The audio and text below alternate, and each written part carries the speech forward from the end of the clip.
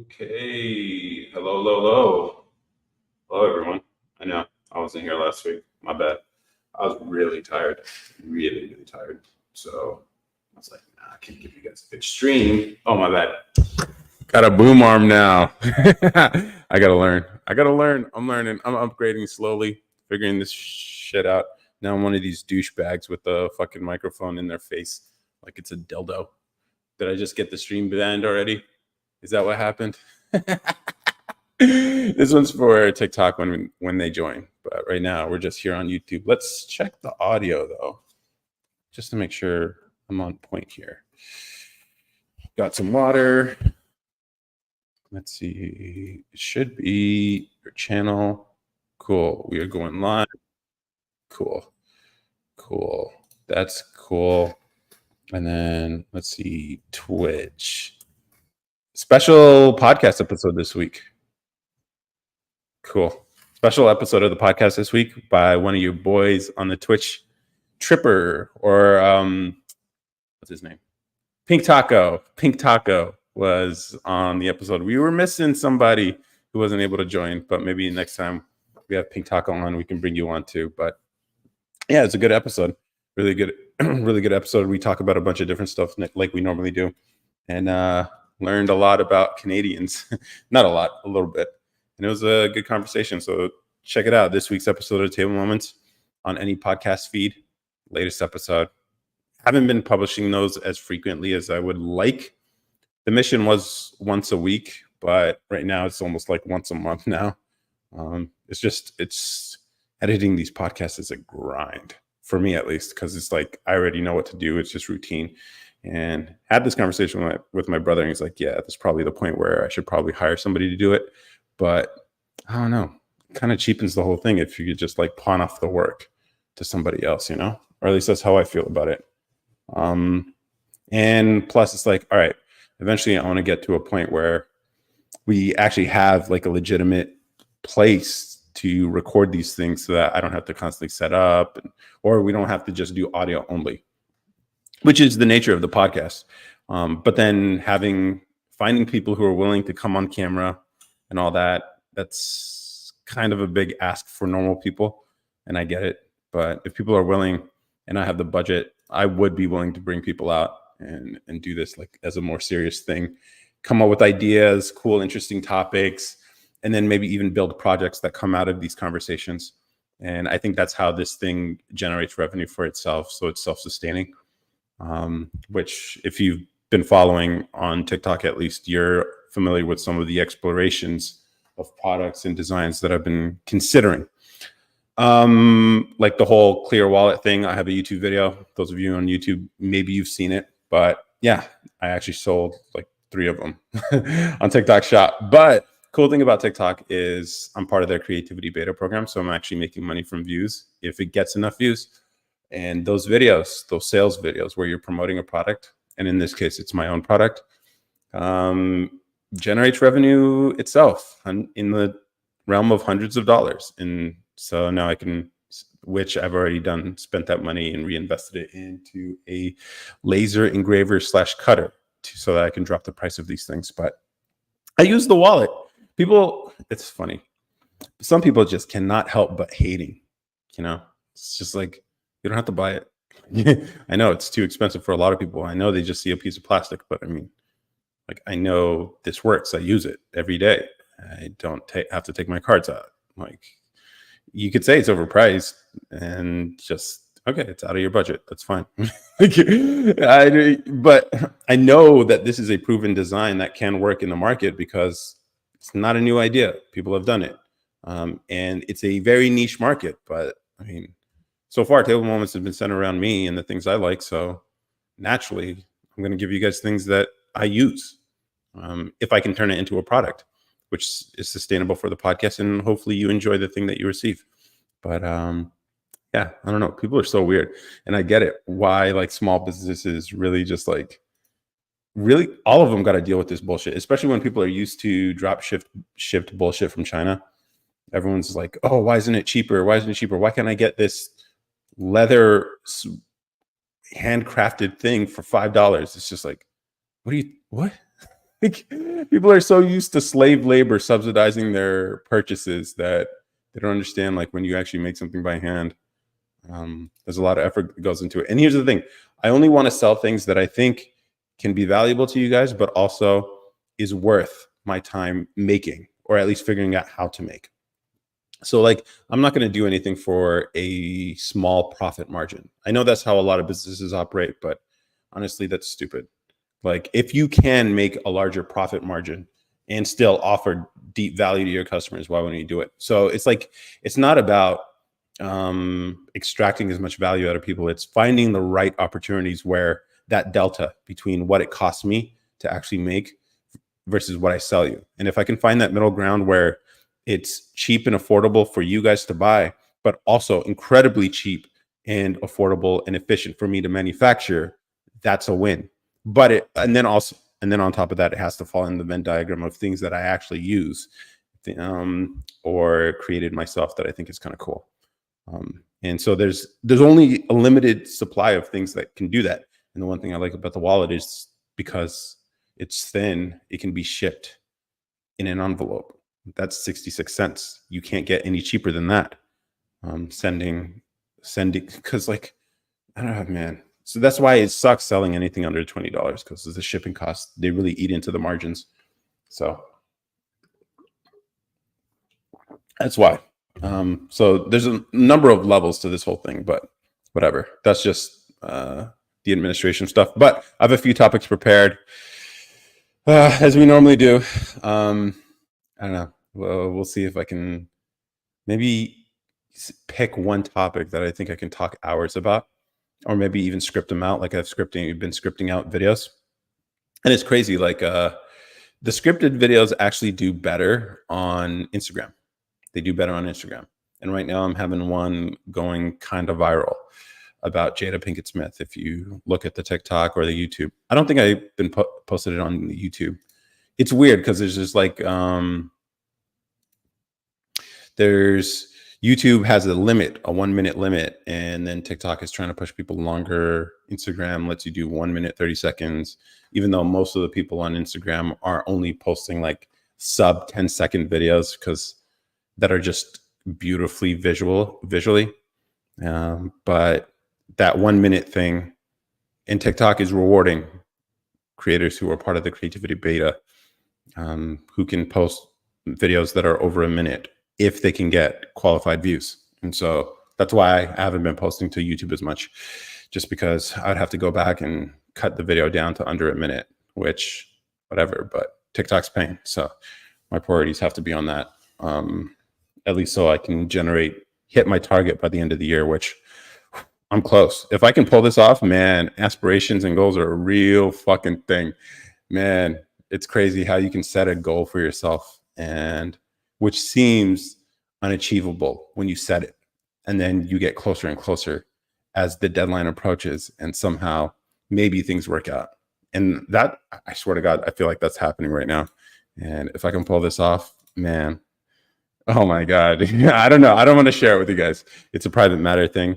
But if I can pull this off, then this can actually be sustainable, which means then we can take on bigger projects and ideas, and then maybe even bring people on to like actually create useful things, have fun conversations that are open and honest, and then also have fun. Without having to lie and grift because a lot of grifters out here in social media, a lot of them. And it's kind of depressing, honestly, because it seems to be working for them. I'm just like, damn. Yep. Just got another 100 likes on this video on Instagram. It's crazy. Like some of the things that, like, I don't know, whatever, dude. 80,000 views on Instagram is the biggest at this point. Honestly, at this rate, it might get definitely over 100,000, but man, if this could get to 1 million, oh my God, that's going to be wild on Instagram, which is funny because literally coming up on the 3-year anniversary of the first post on Instagram. The first post on the Instagram channel, Table Moments account, was on November 6th, 2020, as a promotion of the first episode of the podcast that was published on, I believe, November 2nd, 2020. So we're coming up on 3 years. And I say we because it started off as a collective with my siblings and stuff, but I guess it's just me now.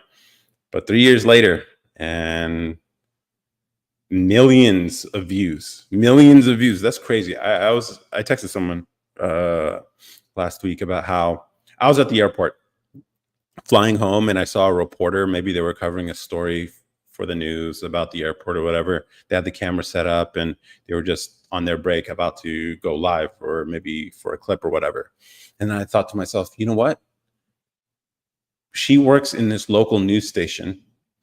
And because of social media and the reach I've been able to get on at least TikTok and Facebook, on all the social media platforms, there's a very real possibility more people have seen my face than her face.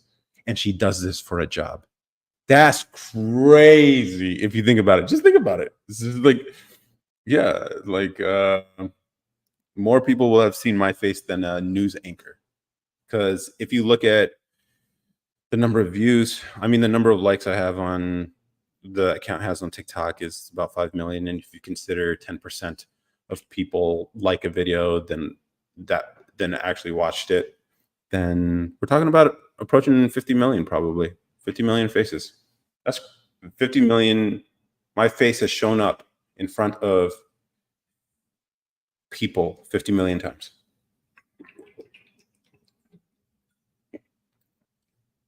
It's wild. This is wild, man. But then, you see people struggle to just make $1 off of this.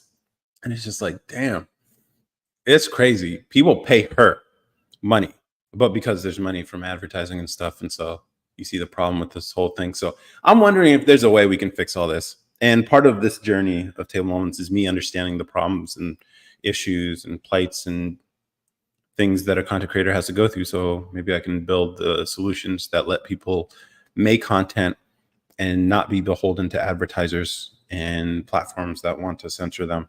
And if I can solve that problem while doing this, man, I will call this a successful life. Like, I've given freedom to people, freedom to speak their mind. Why not? I think that'd be pretty cool. But yeah, that's YouTube. All right, let me involve the people on TikTok now. 748 on Instagram. That's crazy. All right, going live in 3, 2, 1. Hey, everyone. Hello. Welcome to Table Moments Live. I'm your host and captain, Ayman. I like the captain word because people don't use it, and it comes with a sense of responsibility and Somali. I'm not Somali, but people confuse me sometimes as being Somalian, so I am the captain now. It would be cool if I could get a stream key for this. Then I could just use this nicer camera here, but whatever. I'm also streaming on YouTube and Twitch simultaneously if you guys want to see a better stream of this. If you know me, if not, that's fine. And I'm working on this project right now that will let me be able to see comments directly in front of this camera, this nicer camera here. I'll post a YouTube video where you guys will be able to see that. But hey, Brahim, what's up? How's everyone going? How's everyone doing? I have some topics prepared based on videos I posted this week, but if you guys have anything on your mind, feel free to ask. Some background. This is a podcast page. We talk about anything and everything. If you're looking for set topics or arguments, this isn't really the place for that. But if you want to troll a little bit, trolls are welcome here. I kind of have a soft spot for them. Just get it out of your system quick if you don't mind. And then, yeah, we talk about anything and everything and see where the conversation goes. This week's topics, we have female priority. This is a repost of an old video that actually got the account flagged back in February, if you can believe it. And so that's not a problem anymore see, here's the thing. Andrew Tate was a big thing earlier this year when he was taking over basically TikTok, and just even mentioning his name, not even mentioning his name, just hinting at him got your video flagged immediately. And one of my videos that got the account got like a warning because of it. And I was like in purgatory for like 6 months. I know I wear the glasses. I'm wearing the polo shirt, but I'm pretty edgy. I know I don't look it, but I am. But it's fine. It's fine. And Instagram's weird too, because they don't understand. Do you go to the gym? Yeah, I do. Planet Fitness is by far the best deal if you just are looking to get a decent workout without breaking the bank.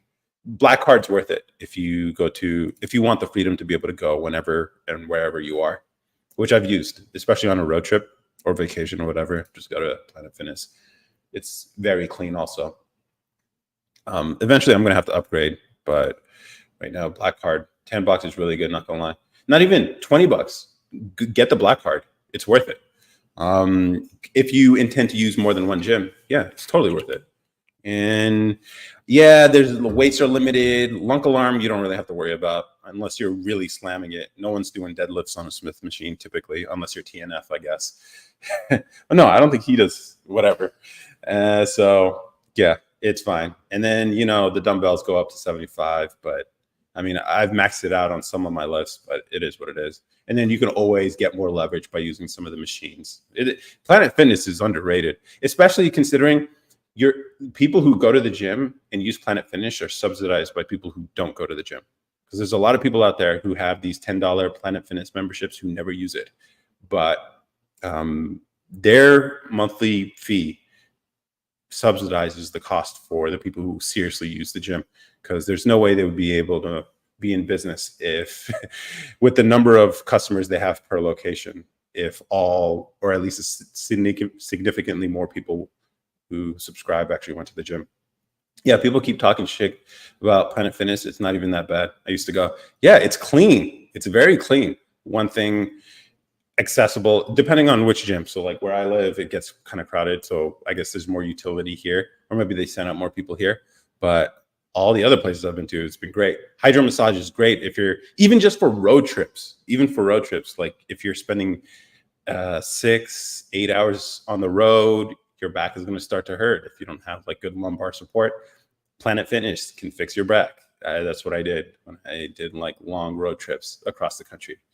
I just used me, myself, and I for like calisthenics, body weight stuff. That works too. I mean, yeah, that works. But like if you want to do, I guess if you want to do core work, you can always like do leg raises and stuff. I like decline crunches with weights and stuff. Yeah, I don't know. It is what it is. What's your bench, squat, and deadlift? I haven't measured those in years. I don't do squats. I have back issues. I don't do deadlifts because can't do deadlifts at Planet Fitness with the Smith machine. And then bench, I haven't done bench. I don't do bench. So I don't. I'm older, dude. When I was younger, I used to care about those metrics. But as I get older, I just use the machines, and I have a tracker on my app that I show what the weights were for that machine. And so, like, as long as that number goes up every week, even by just 2.5 pounds, I'm good. Even if I stagnate, I'm good. At this point, I'm about maintenance and like building the muscle. So when I'm older, I don't have to worry about my body breaking down. Yeah, I got bad knee problems. Me too. Messed up my left knee. So it's just about getting a good workout, building muscle without the risk of injuring yourself. And that's it. That's what I'm using it for. I know there's a lot of fitness people who are like, fucking whatever. This is like, all right, bro. It's like free Palestine. What should I say it the way Speed says it? Palestine. What's the right way to say it, by the way? But I'm not choosing sides, by the way. If you guys want to argue about that, this is not the place for it. Any tips for bulking? Eat a lot. Just eat a lot. Cleaner is better. Here's the thing. My diet has always been bad. That's the one thing that I've been struggling to get better. And as I've grown older, I've gotten better at it. But like when I was younger, I did not eat enough protein. So I was putting all this work in the gym, but not actually reaping the rewards. Also sleeping. But yeah, eating clean. There's plenty of people on TikTok I think could give you advice on this kind of stuff. The ratio, the simple way to get enough protein in your diet that I found is like, look at the nutrition label. If there's at least 10% of it as protein, then you're probably good. I don't really track anything outside of that. So like if something has 200 calories, see if it has 20 grams of protein. And so, that's 10%. So if you need 2000 calories, that's 200 grams. whatever. But here's the thing: I think people consume way too much protein. So you probably don't even, if that's your target and you get like 150 grams, whatever, you're good. Because like you have to think about it. I've done the math on this shit. All right. A lot of these fitness people, they're like, oh, 1 pound per lean, 1.5 pound or 1.5 grams per pound of lean body mass. It's like, do the conversion on it. Okay. Like if you convert the amount of protein in terms of pure weight that you're consuming, and then how much muscle a reasonable, naturally, a natural bodybuilder or even just a natural person going to the gym, which the most you could expect is about 2 pounds of muscle. If you got everything on point, which isn't typically true for most people, then the math doesn't ratio. It doesn't make any sense how you could be eating so much more protein than the amount of muscle you can actually put on. And so there's this whole like conservation of mass that's not really, unless the body's incredibly inefficient of using protein, because you could do the math on it and it's just like, all right. So people are probably consuming way too much protein, unless you're on gear, in which case then, yeah, I mean, you can put on way more than 2 pounds of free phallistine. DB, what's up, man? Protein supplements are pretty expensive anyways. Yeah. I mean, ground turkey is pretty dope and it has good macros. So I've been fucking around with that lately. I thought it was ground beef when I bought it. So when it came out of the thing, it was all pinkish. I'm like, what the fuck is this? Put it on a pizza yesterday. It's pretty good. Pretty good. Ground turkey. I can recommend it if you can flavor it well. Yeah. How's everyone doing though? Let's see, who do we have here? Gabriel, Natalie. Okay. Yeah, people don't need 1.5 grams protein per pound body weight. Yeah, it's crazy, man. All the stuff in the fitness world, like, you know what's even crazier? They've gone scientific now. So they're reading scientific articles like, oh, well, there's this thing published about how to optimize, blah, blah, blah. It's like, do you realize most of the people who are watching this type of content are not serious and diligent enough with their workouts and their physique or their nutrition for any of this to make sense? And then on top of that, when you understand that most published research cannot be reproduced, then you realize like the claims being made are likely wrong because no one else can reproduce them unless it's been reproduced, in which case, yeah. But it's crazy, dude. It's crazy. It's like, I'm all about simple, man. Keep it simple. If you got to tell someone you got to eat at these intervals and do this specific workout, whatever, I'm pretty precise with like my workout. I know exactly how long it's going to take me in the gym. It's depending on what I'm doing, 35 to 40 minutes. And it's 1 minute rest times, first 3 sets, or with 1 minute rest in between, and then drop sets for the next 3 sets back to back. And I can get 5-6 movements in. I'm done. Like, keep it simple, guys. When you're starting off, if you're going to the gym, I know the holidays coming around and then the new year, everyone's going to be like, I'm going to be in the gym, whatever, and blah, blah, blah. I'm going to hire a trainer. It's like, keep it simple, dude. Just keep it simple and don't wait till the end of the year. Start working out now. It doesn't even have to be serious working out. It could just be walking, which what do you guys think of this idea? A fitness program centered around walking. I've been thinking about it. I'm just like, it kind of makes perfect sense for someone who has a podcast. That's what this is, a podcast page. But I do a lot of walking. I can log miles, several miles a day.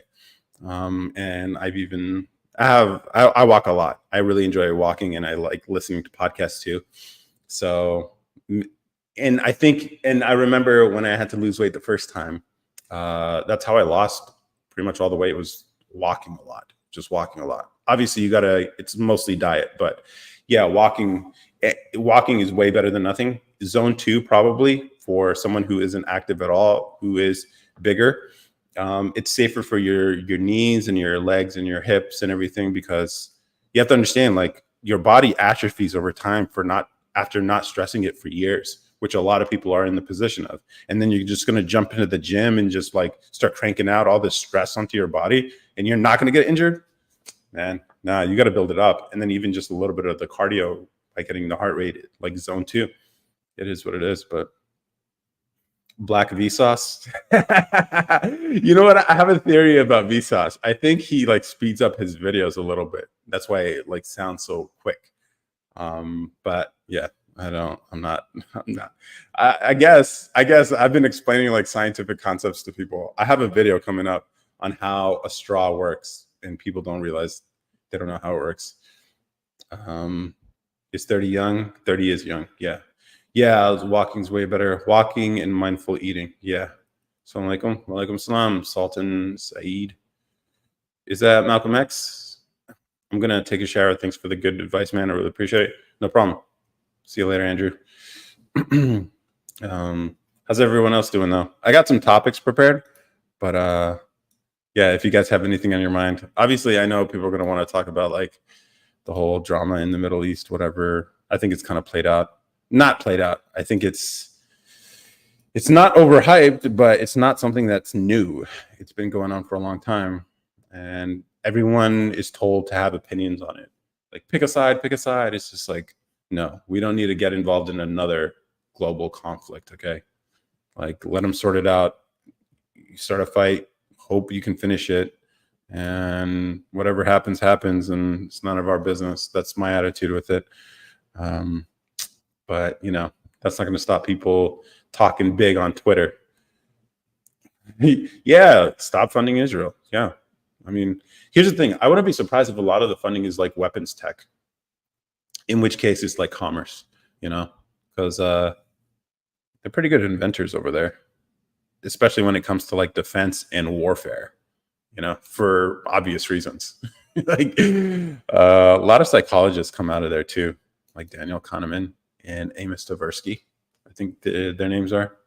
But yeah, I'm down with stopping the funding from Israel. It's like, oh, pick sides. Like, nah, bro, I'm good. We don't need this. We already involved ourselves in Asia. Well, technically, the Middle East is Asia, right? Not Europe. I don't know, man. What is it with us and like getting involved in all this shit? Hey, Brooklyn, Cali, what's up? How's it going? I think, yeah. How are you? All right, so some topics I have prepared for this week are based on videos I posted. Oh, we got involved in Ukraine. Yeah, that's pointless. Like, I remember. Do you guys remember all the hype and like all the like guilt that people were trying to spread? Like, oh my God, Ukraine needs to blah blah blah. We need to support. And then it turns out like the Nazis are on their side. It's just like, oh man, this didn't work out at all. I'm good. I'm good. I missed last week on live. That was the first time I think I missed a live in literally. I think I've been doing this for a year now. So we're upgrading the setup here on the YouTube stream and everything. If you guys didn't know, and big things happening here. We'll see if I can turn this into a legitimate media operation. That'll be so cool. And then like invite you guys on or whatever if you guys want to. Whatever. Oh, Russia is low key, right? They're trying to expand NATO and corner them. Yeah. See, when you frame it that way, here's the thing. I think what people struggle with is putting themselves in other people's shoes, especially your enemies' shoes. People really fucking struggle with that for some reason when it comes to geopolitics. It's like, all right, like how would you feel if our adversary started supporting Mexico in some way to go against us and be like, yeah, hold up. But because we in the United States, we're flanked by two oceans and we have allies to the north and south, we don't know what it's like to have like a threat literally a few miles away. We don't know that. And so like it's easy for us to big talk. And so that's another video I posted where I was like, yo, it's easy to talk big about this shit when you don't have to be the one who pays the price for it. So stoking this war, spreading all this propaganda that turns out to be false a lot of the time, which is the nature of warfare. The truth is the first casualty. Then it's going to lead to more brown lives dead. I mean, so it sucks. But you know, people can't put two and two together. And then wait till you understand, like, we voted for this, guys. Do you understand? Like, what do you think we were going to get with the Biden presidency? Someone who would be, who can handle dictators and strongmen, or someone who has an itch to support this kind of stuff and get involved in conflicts in the world? You know, put two and two together. Israel-Ukraine wars has connections. Yo, what's up, Slam Dunky? If Russia put bases on Canada and Mexico, yeah, it would be. You can even look back to like the Cuban Missile Crisis. That whole reason, it's like, yeah, no, you don't do that. I can understand why people feel how they feel. We should be concerned about the missiles China has aimed towards the U.S. Okay. There's this guy that I really like, but I think he's straight, but he's also too nice to me. I don't understand. Like, what gender are you, and what's the issue here? They have Chinese military at both of our borders. Do they? Do they really? Oh, thanks for the gifts, man. Samuel Donkey. Some comments were screened. Kiss him? Wait, what? Oh, you're telling him to kiss him. Okay. I don't know what's going on here. We got a few things going. I don't know what the issue is with someone. I'm a normal guy, but I'm gay. Oh, okay. Is what it is. If he's straight, then he's straight. I mean, what's there to do? It hid my comments about Biden. Ah, damn, that's crazy. TikTok playing this bullshit too. See, this is why eventually I know my time here is going to be short. I know it because I like it when people can speak freely. Yeah, just be friends if he's straight. I don't know. I mean, like, how do you know he's straight? Did you ask him? Why do you assume? Why do people assume? I mean, I feel you've been hit on by gay guys. Yeah, in the comments or in DMs. If you do anything public facing, guys, as a dude, you're going to get hit up by guys first. Girls will come eventually, but guys first. Guys hit you up in the DMs. So I have been.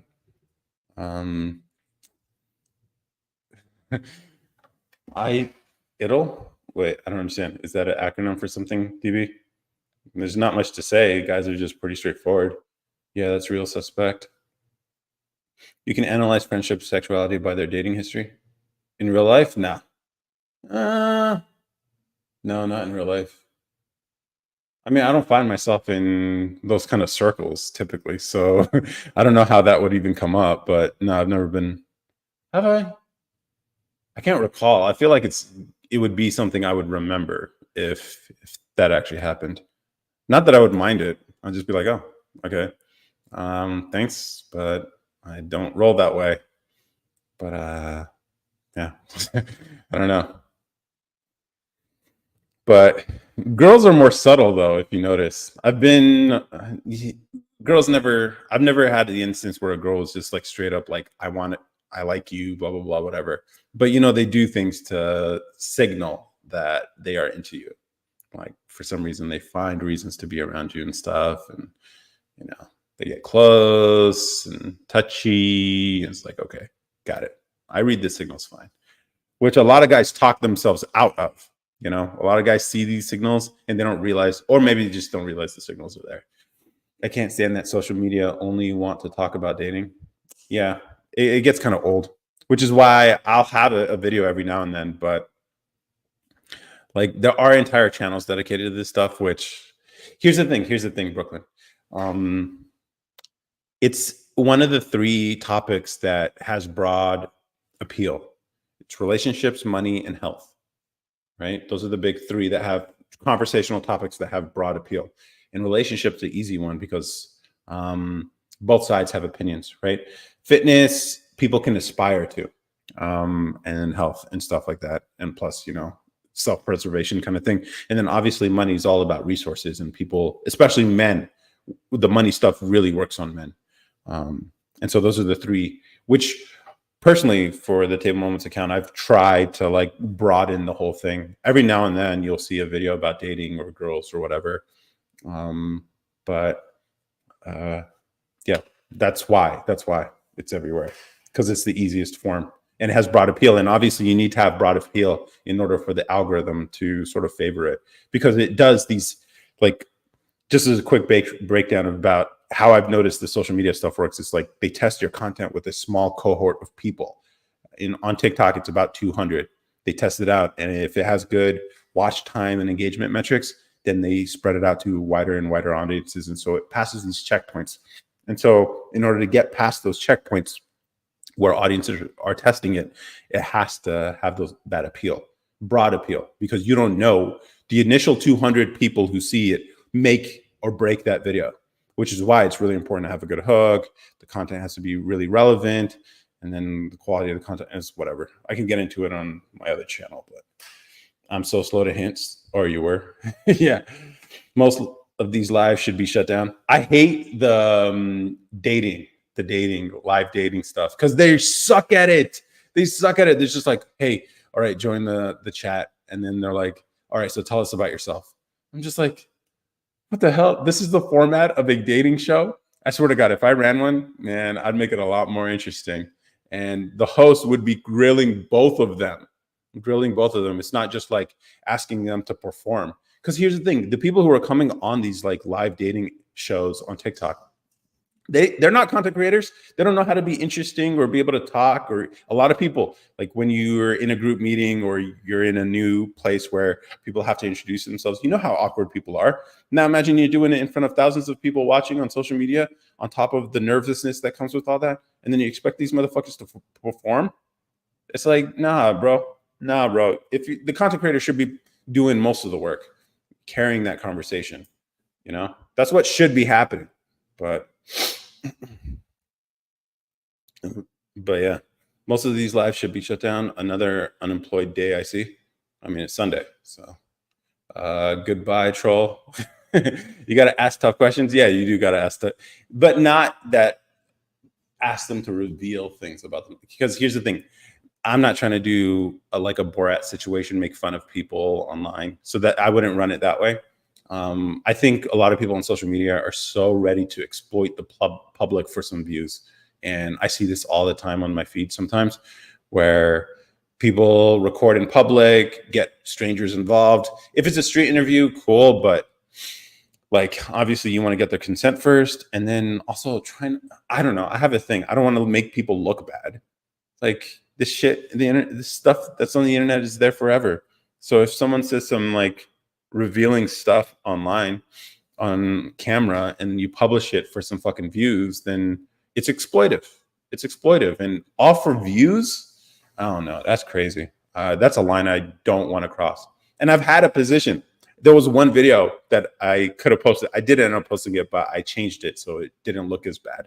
But a girl, you might have seen it here, says her body count, and it's a large number. She's obviously in the industry or whatever, and she was like defending it on camera or whatever. And then I was debating back and forth. Like, if I left her saying the number on camera and I posted that, it would have got hell of, I know people would have shared it. She would have got all this attention, all that stuff. But I was just like, oh man, girl, I don't know. I was like, nah, I can't do that. And I even asked people close to me, like, you think I should post this or not? And I was waffling about it. And they're like, no, she said it, so why not post it? And then I thought about it a little more. I was like, no, I'm not exploiting people on my way up. No, I'm not doing that. So I just put like a rooster sound over her saying it, so you don't actually hear the number, which I know killed the potential virality of the video, but it is what it is.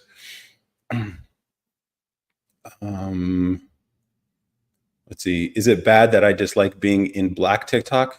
What's Black TikTok? Is it like Black Twitter?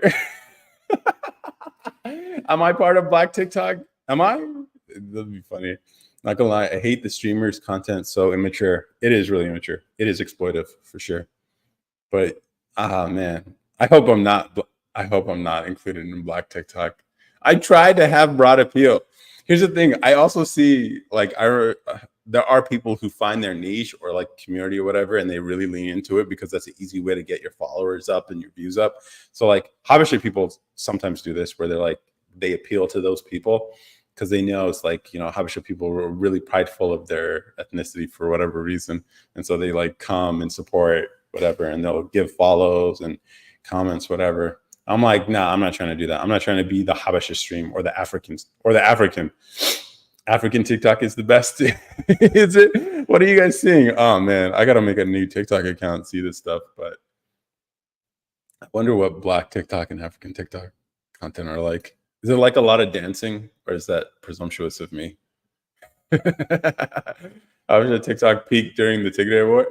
See, this fucked up. It took a conflict Most of the content is black creators, and I dislike it so much. That's why I don't like posts. Hmm. Let's see. Okay. Yeah, but like, what are they talking about? I know there's this one guy who keeps showing up on my feed, and he's killing it out here. But Somalis just talk about tribes and gossip. Uh, that doesn't sound fun at all. It took a whole conflict for me to realize Habesha people actually hated each other. Yeah. It took COVID for me to realize that Eritrea will never be free. Would you like me to explain? But I realized, like, yeah, these people will never be free. Enjoy your dictatorship. Sorry. Explain. All right. Here's the thing. COVID was a chance for people to test their moral fortitude. Okay, despite how you feel, pro or jabs or whatever, and not to get into the science of anything like that, but like it was a chance for people to stand up for what they believed in. So if people thought it was overblown, they could have stood up for it. If people didn't want to take the thing, they could have stood up for it. People actually got a moral test, a chance to stand up for their values. And what did we see? A lot of people folded. A lot of people folded. And we actually talked about this on the podcast with one episode with a friend of my brother's, Omar, where he felt the pressure of like everyone behaving the way they were told, government shut down, or not government shut down, telling everyone to quarantine and stuff like that. So I realized, like, growing up, hearing all these like uncles talk about revolution and democracy and all that stuff, it's big talk. But in a country as like America that's relatively free, where the only consequence for speaking your mind, where there basically are no consequences for speaking your mind, other than maybe you lose your job, you're not going to lose your life for it, you're not going to be jailed for it. And even then, these people couldn't stand up for anything that they believed in if they felt it was contrary to what they believed, or they just went along to go along just to not ruffle feathers. And I was like, the people who are here who behave that way are the same people who are back home. They are immigrants. Okay, they came from there, and so expecting people back home to stand up for something when the people here couldn't stand up for anything is when the people there are going to have to sacrifice possibly their lives. What did Malcolm X say? The price for freedom is death. You think people back home are willing to sacrifice themselves when people here can't even speak up for what they think? Nah, nah, ain't the type of people. I'm broken. I'm broken for speaking my mind. That's what I've realized. That's what I realized. Most people are not like that. And if you're here, you're probably like me. So understand, you are broken. It's not natural for people to be this way. I just like dating content, aesthetics, aesthetic looks, think pieces, hairdos, conspiracies. Okay. No, that's weak. People didn't take the shot because they were scared of COVID. They took it to participate in society. Yeah, but even then, like, yeah, standing up for your values often comes, or what you believe in often comes with the consequence of ostracization. Yeah, that happens sometimes. Are you talking about Eritreans in America? Yeah, that's what I'm talking about. I didn't know how many Habesha Nigerians there were until I went to college. Daddy. Okay. Most try to be like Black Americans. It's so weird. Yeah. I remember growing up with so many Habesha guys, like my friends, cousins, whatever. They dress like Black Americans. They even get rid of their widow's peak so they can have a straight line. So they literally shave it off. That was the craziest shit I ever saw. I was just like, y'all really hiding your genetics now by shaving off your widow's peak. I was just like, that's crazy. I guess they might be coming back, but yeah, they do try to be like Black Americans. But they'll still have like the Eritrean flag in their like car mirror or on one wall in their basically empty apartment. Yeah, I noticed that too. The people back home have sacrificed a lot. I don't blame them for being cautious about a new disease. No, here's the thing. Like, I understand their mindset. Like, when you grew up in a place like that, being fearful of your society because there are heavy consequences to be paid, and you bring that here, I get it. It's natural for people to be that way, but you can't talk big and still be that way. You can't. And so I'm just like, all right, so this is just all talk. None of them are serious. And so it just made the whole thing so pointless for me. And unfortunately, a lot of their kids, people like me, um, have adopted the same mindset, which sucks. But it is what it is. Urchins in Oakland scare me, can't lie. LOL, they hood for real. I knew a few people who grew up in Oakland. The ones I dealt with, but the ones I dealt with were Muslim, so I can't say. But like, no, which is funny because it's like, which is, I mean, we can get into the whole like black versus immigrant, black African immigrant thing, but it's just funny, like what's considered an accomplishment and what's possibly considered an accomplishment in black communities is just a given in African immigrant communities. Like all my friends graduated high school. It's just like, yeah, that's what you're supposed to do. Pretty much all of them went to college. Yeah, that's what you're supposed to do. Many of them got postgraduate degrees. Some of them even got PhDs. A lot of them, it's just like, that's just what we do. Like it's nothing to be celebrated. Well, yeah, they celebrate it, whatever, but it's not like that big of a deal as much as it is in the Black American community, which I think is just like, I don't know. I have some theories about this, but if you guys want to hear, but what are your opinions though? The urchins I knew all had Black American moms in middle school and high school from LA. Had Black American moms in middle school and high school from LA. What do you mean? So they got with Black American, or their moms were? Or maybe their fathers were the urchins that you're talking about and their moms were Black American moms. Muslims are hood too. Yeah. My brother told me a story of some like real hood shit. I was just like, yo, man, it's weird. Nipsey Hussle. Yeah. I got cousins in Oakland, Vallejo. Yeah, I got cousins everywhere, bro. Cousins as in like people you grow up with, or cousins as in like real legit blood cousins. Because I mean, yeah. Which Muslim, Sunni or nation? Sunni. Sunni. Nation. That's a good question. Not gonna lie, I didn't even think. Yeah, the default in America when you say Black Muslim or African Muslim, it's nation. I don't know. The ones I am familiar with are the Sunnis. Have you met MPLS Somali people? I don't know what MPLS is. I've met Somali people before. Somali food's pretty fire, not gonna lie. There's this one bread thing. It's pretty good. Young African immigrants basically copy the African American culture. Yeah, it's weird, dude. It's weird, you know. But then as they get older, it's like, remember where you come from? It's like, all right, whatever. I come from here.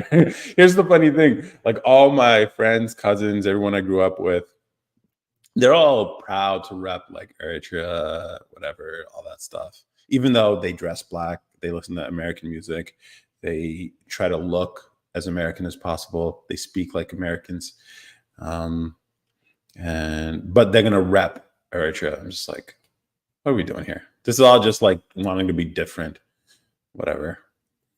Knew him too, but I only met one urchin woman and she made the best food. Yeah, I've been fucking around with like making some of that food, by the way. And yeah, I made silsi the other day, or it's abhi, as you might say. I never know what the difference is. I think one of them has meat and the other one doesn't. But like, yeah, I've been making that. And I made like bunny fit, whatever. Where are you getting this Black American perspective from? A lot of it's theory, but I've dated a lot of Black women. So I think it'd be cool. Like if I end up with a Black woman, right? So then you bring two sides, you bring Africa and America together and you can get the best of both worlds. Because I think Black Americans have a lot of things that people sleep on. Like the reason why I like the rebellious attitude that comes out of Black American culture, just directed in the right way, can be very fruitful, not just for the community, but for the country. It's just usually this rebellion comes in unproductive ways or in shallow, yeah, whatever. But well, I think I can fix it with the help of a lot of like-minded people. They were mixed, Eritrean and American mom. Okay. Oh, blood cousins. Okay. Yeah. Cali, no way. Let me see. Oh, no way. Tell his bro Sam I said what's up. Big fan. Big fan. Went to Silver Spring, Maryland. Was bombarded by Habeshas. Yeah, there's definitely pockets of Habesha people, like at airports, particularly. Certain which airport was I in where I saw just Habesha. All the staff were Habesha people. Man, where was it? It might have been the Washington airport. I don't know. There's uh it's always the ones that emphasize on preserving the African culture end up marrying white girls. They brought a white girl home. That's crazy. Yeah, I've seen Arab. I've seen a lot of like because a lot of the East Africans I grew up with are all Muslims, so usually Arab girls or something. I've seen the girls bring the girls I grew up with bring black guys home, so that's interesting. Should they be wearing a Tasada Kidan? What's wrong with the rep in your country?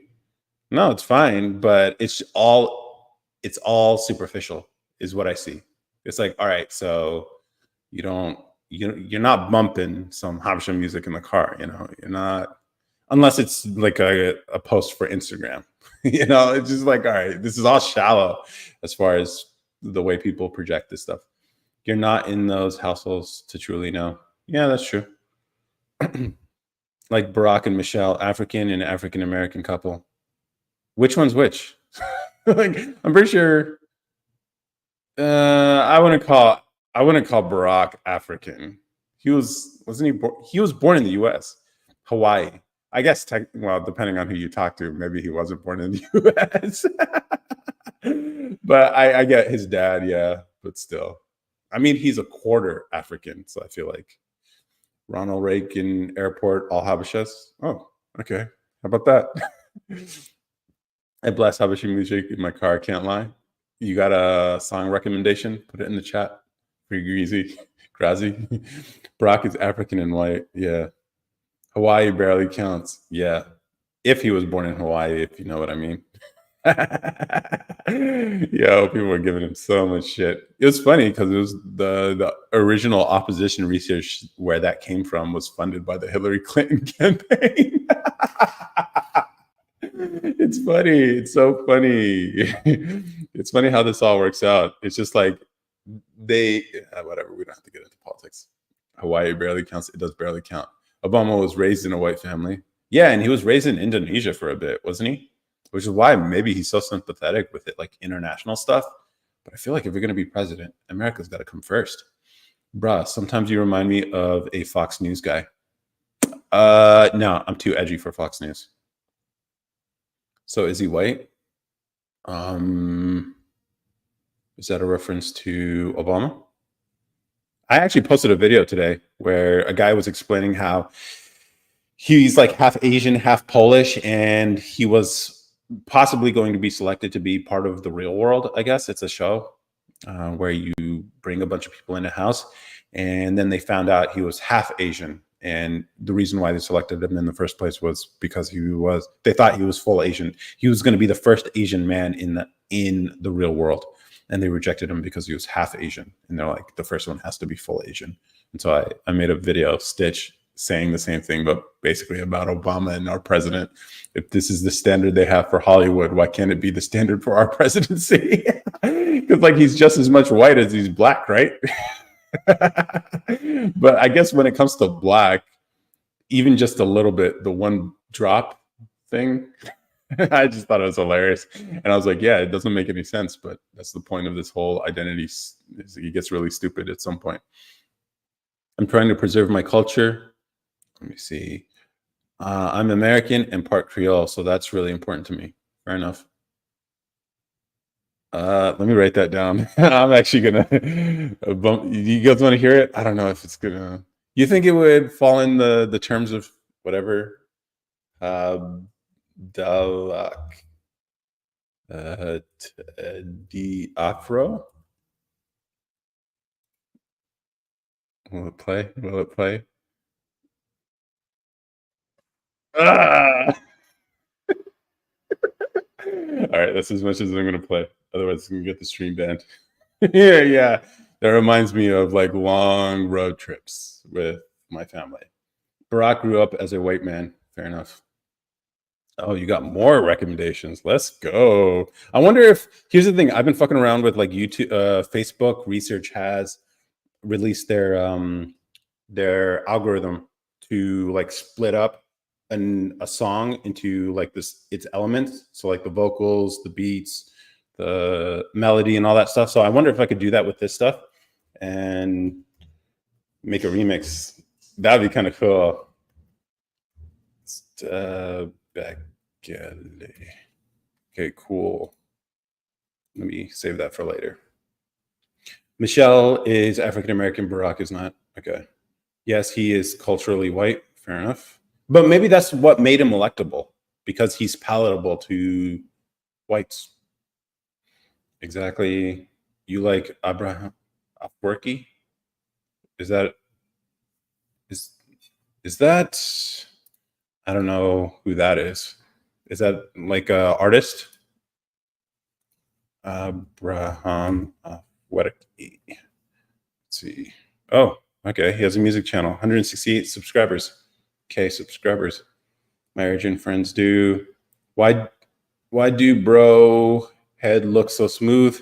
I don't know. I actually need a shave, but it's just the lighting. It's amazing what lighting can do to like change. Like I'm not normally this. Well, I don't know if I am normally. I'm not going to be like that girl on who does the NPC stuff who lightens her skin.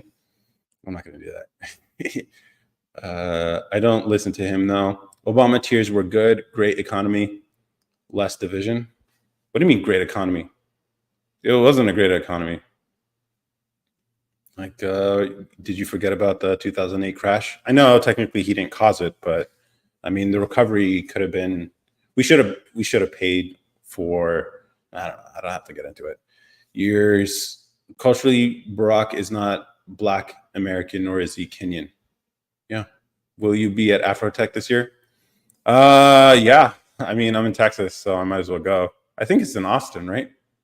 So that's where I am. So I might as well go. Here's the thing, though. I actually looked into Afrotech. I even submitted to be a speaker there earlier this year. I just thought it would be funny, and I was trolling someone, but I never heard anything back. But from all the research I did about Afrotech, it's just a party. I was just like, where the fuck is the tech?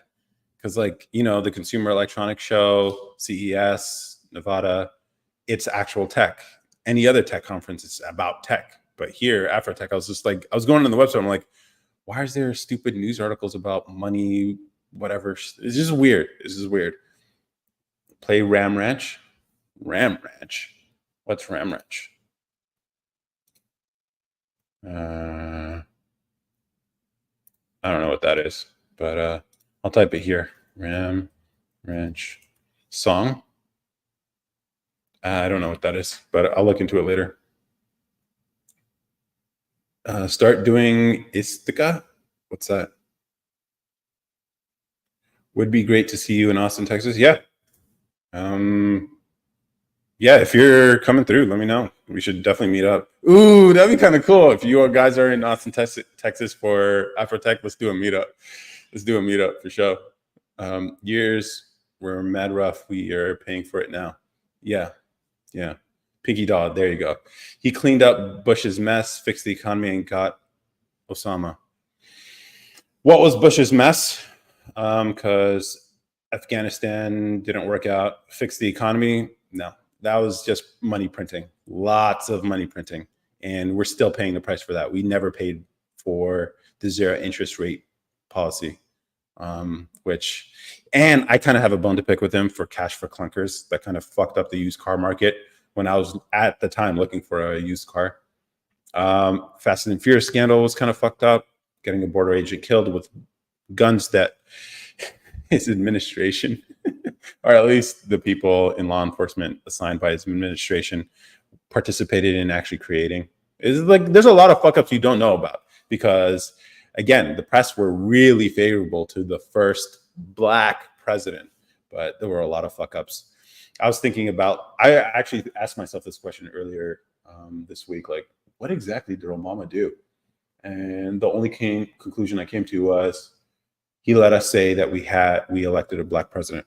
That's really it. If he were white, he would be mediocre at best. You're gonna have no black signs at Protect. No, I'm be like, no partying, guys, no partying. Let's build some real fucking tech. Let's build some real fucking tech here. Overall, a successful president, much better than Biden. He wasn't a successful president. What? No, he wasn't a successful president. Like, if you really look into his messes, you would not be impressed at all. Like, why did it take? No, I don't have to get into politics. We're not getting into politics. That's not true. It's very true. Osama bin dead and gone. Bush's mess is still here. Yeah, Biden was his VP. It speaks volumes. Yeah, exactly. Personnel choice. Personnel choice. That's a really good point. That's a very good point. Wow. If I could pin that comment, I would. Nearly all the lectures in Expo Hall is filled with tech. All right. I guess I'll find out when I'm there. But their website does a poor job of explaining that, because I was trying to figure out, like, where the hell's the tech? But we'll see. We'll see. This dude is connected to my TikTok. I think I can hear an echo. Is that weird? Probably. That dance, Habesha do. Oh, sit. Is that what you mean? The one with the shoulders? I can't do it. Asians call it shim shim. Yeah, that's right. I just said it wrong. Have I RSVP to any events? No, but thank you for reminding me. I hope it's not too late. I did joke that maybe I should start a competing event, like across the street or something. Get tickets. Let's see. I get tickets later. We'll see. Well, let me know if you just DM me if there's any specific ones that you think are good. But let's see. Let's find out. Wow, learn something new. Agree to disagree. Fair enough. You know a lot, though. Yep. Next election will be very close. I can see Trump narrowly winning. Not unless it's rigged again. Can't say if it was rigged, but if it was rigged last time, we'll find out when years later, when it won't matter, as things like this typically are. Like, a lot of you don't even know that the Obama administration spied on the Trump campaign during the 2016 election. You guys want to know how fucked up? That's like, I don't want to get into politics. I really don't. But that's like fucking Nixon level Watergate type shit. But nobody knows, because, again, the press covered for him. And if you want to talk about press freedom under the Obama administration, nah, there wasn't much. Like, reporters were targeted for spilling a lot of the secrets that the Obama administration, some of the shady shit that they did. Like, people have no clue. That's why people think, like, do people even know that Obama smoked cigarettes? I didn't know that until years after his presidency. I was just like, what? This motherfucker smokes? It's like, how is this not a thing that people know? It turns out, again, the press covered for him because he was the first black president. I used to make friends from all backgrounds, and I love different cultures. Trump was decent. Yeah, Trump, if you look at it objectively, Trump, at worst, was a decent president. At best, probably the best president of at least my lifetime, considering what he was able to accomplish despite a lot of the pushback. Obviously, COVID kind of marred the whole thing, because that's all people will remember, or at least that's what the history books will write, because they're not favorable to him. But I mean, considering he got Republicans to pass criminal justice reform for the first time in 20 years, Republicans, law and order Republicans passed criminal justice reform. That's crazy. But he did it. Peace in the Middle East. That's nice. No more having to worry about North Korea and all that stuff bombing up. That's nice too. The whole 2% NATO thing, finally holding people accountable. A lot of things you could point to. And then obviously the economy, whatever, before COVID, that was also really good. Lowering the corporate tax rate might seem like a bad idea, but I remember, like, night and day. My brother was struggling to get, like, internships. He was in college at the time. And then all of a sudden, like, they changed the tax rate for corporations. That means now all these corporations that were paying 35% taxes now went to 20%, which matches like other countries around the world. So now they're flush with all this cash. And what did they end up doing? Using that money for to hire people. Then my brother got all these internship opportunities all out of nowhere. And he can't put two and two together. But whatever, you know, money was good. Your wallets were happy during the Trump presidency. Gas prices were low. Like, come on, guys, come on. Yeah, and the one thing you had to deal with was the Twitter game. But whatever, it is what it is. Then don't. Nancy Pelosi told Trump publicly he wasn't going to win, and was going to make sure he didn't win. Yeah, I knew that. It was brought up during his candidacy. They reported it. You weren't paying attention. LOL. Okay, you're Uncle Ruckus. See, when you get to the name calling, you know you're probably in the losing side. There's so many things, so many good things that came out of that presidency. Oh, that most people don't even know. China is all they will ever remember. He did some good. The platform plan seemed nice too. The platinum plan, yeah, man. So many things. Here's the funny thing: Democrats could have got all the wins that they wanted to if they weren't so emotional about the guy. He was the one Republican who's willing to compromise on the Dreamers.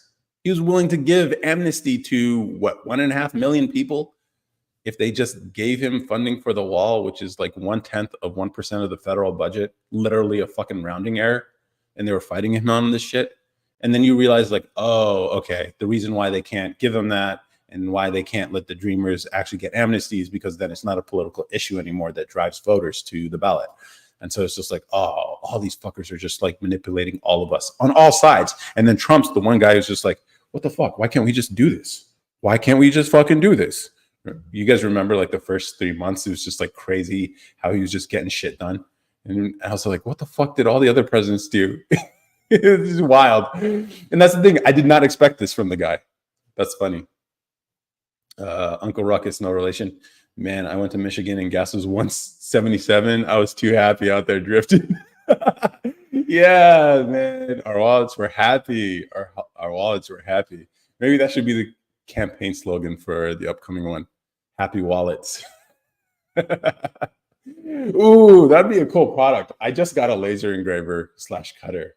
So maybe I'll just put like Happy Wallets Trump 2024. That'd be some funny merch to sell to people. What do you guys think? Would that be cool? Biden can't even get my student loans erased. Yeah. See, they make these promises knowing full well they can't deliver because he knew that it was unconstitutional. He knew it. But whatever, you know, it is what it is. It's fine. It's what it is.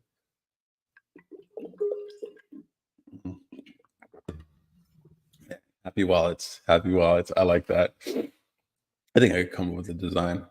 And then I sell wallets already. What the fuck? How did I forget that? That's a new maybe I'll cut an ad for that. Just be like, if I could brand it politically somehow, then I think that'd be kind of cool. Just the Happy Wallets campaign. Only winners. So I think that'd be pretty cool. But yeah, we got into the politics. Tried not to, but there's a lot people don't know. And at this point, I don't think it's even worth being into politics anymore because you realize all this, because I was really deep into it too, which is why we have this like, or at least I try to have this like no politics rule. Obviously, we break it all the time, but just having the rule kind of prevents us from running away with like just talking about it all the fucking time. But it's honestly, it can get pretty toxic for a lot of people. You start obsessing about these things that honestly don't affect your life day to day. And then, you know, it just becomes an arguing match. And you see this on TikTok Live a lot where people are just yelling or they're doing stupid like, hey, here's the Trump side, here's the Biden side, and stupid games like that. It's just like both sides. Here's the thing. We just want better lives for ourselves and for our country. Can we do that? Can we do that? And anyone who can do that without making all these promises about spending money we don't have and like getting us involved in these conflicts in the world and like, and if they can do that, then it doesn't matter who they are or what they look like. I like this live because it's not too Democratic or Republican. Yeah, I know my leanings, But I like that you guys push back on a lot of the things I say too. So I vote for whoever is going to do the best job for my community uh, needs. Yeah, that's a good position, I think. And I think I've come to the conclusion that I can't vote anymore because if I'm going to be talking about this publicly, then I somewhat have influence. And if I have influence, if I put a journalistic standard on what I'm doing here, then it would bias me by casting a vote. And I don't think that's right. So, not that my vote would matter. I mean, I've only ever lived in places where the vote's going to go one way or the other, or the electoral votes are going to go one way or the other. So, it's not that big a deal if I don't vote. It's not like I'm going to be the one guy, but it is what it is. What's your thoughts on BLM movement heading towards the inevitable conclusion on the GOP? What do you mean? What's the inevitable conclusion? What are your thoughts on the BLM movement heading towards the inevitable conclusion on the GOP? I'm not sure what you mean. Could you elaborate, Kermit? What's the inevitable conclusion? Or is it something you can't say? Let me know if it's something like that. With Biden, over 4 million illegal immigrants crossed our borders. He hasn't taken care of Americans. Yeah. But, I mean, I think it's interesting the approach like a lot of these red states have taken where they're like, all right, you're going to let them in, you can have them. And so they send them to these sanctuary cities. And it's like, oh, okay. So now you understand, like just letting all these people in not only displaces our communities, but then also costs us a lot because we have to support all these new people who've come in who haven't become productive members of society yet because they're still transitioning. The assimilation needs to happen. And here's the thing, we can be sympathetic about, I have a soft spot for immigrants. Okay. Like I come from a family of immigrants, but at the same time, like my dad went through a process. My mom went through a process. It wasn't just like, hey, let's cut the line. When people talk about like border and people walking over the border and stuff like that, they never consider the people who are waiting overseas for a chance to come here. It's like, fuck those people. Fuck those people who are following the rules, who are filling out the paperwork, who are going through whatever fucking bureaucratic bullshit that comes with immigrating to this country. Fuck them, right? Let's let all the other people in. So it's like all those people who are doing it the quote unquote right way are stupid because they could just fly to Mexico and walk, right? See, all this falls apart when you realize who else is hurt by this and the chances other people don't get, but certain people do because they're more sympathetic and they look better on TV, but whatever. People don't, whatever. What has BLM done to change anything politically? Yeah. The inevitable conclusion of the process in which the GOP will alter the party's platform. Will the GOP to appeal to Black Lives Matter? You think that's what's happening? The BLM was always just like it seems like a fake organization to me. It enriched the founders for sure, but what have they done? They've collected a lot of money. They got a lot of people to really identify with identity politics and glorified the death of Black men and exploited the hell out of it. But as far as like actually helping people, I don't think they've actually done anything significant. Will the GOP shift their message to appeal to that audience? I hope not. I mean, yeah.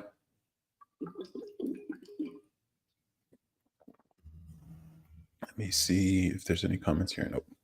Okay. Elderly Americans are becoming homeless at a rapid speeds. America denies visas to a lot of Black countries. Wicked. It's so expensive. Yeah, that's kind of fucked up.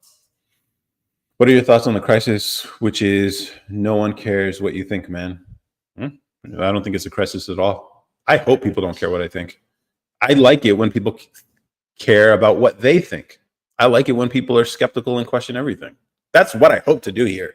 Like if you're here, you like to call bullshit on everything. So like what you're doing right now, perfect. That's exactly what you should be doing. You shouldn't care what I think.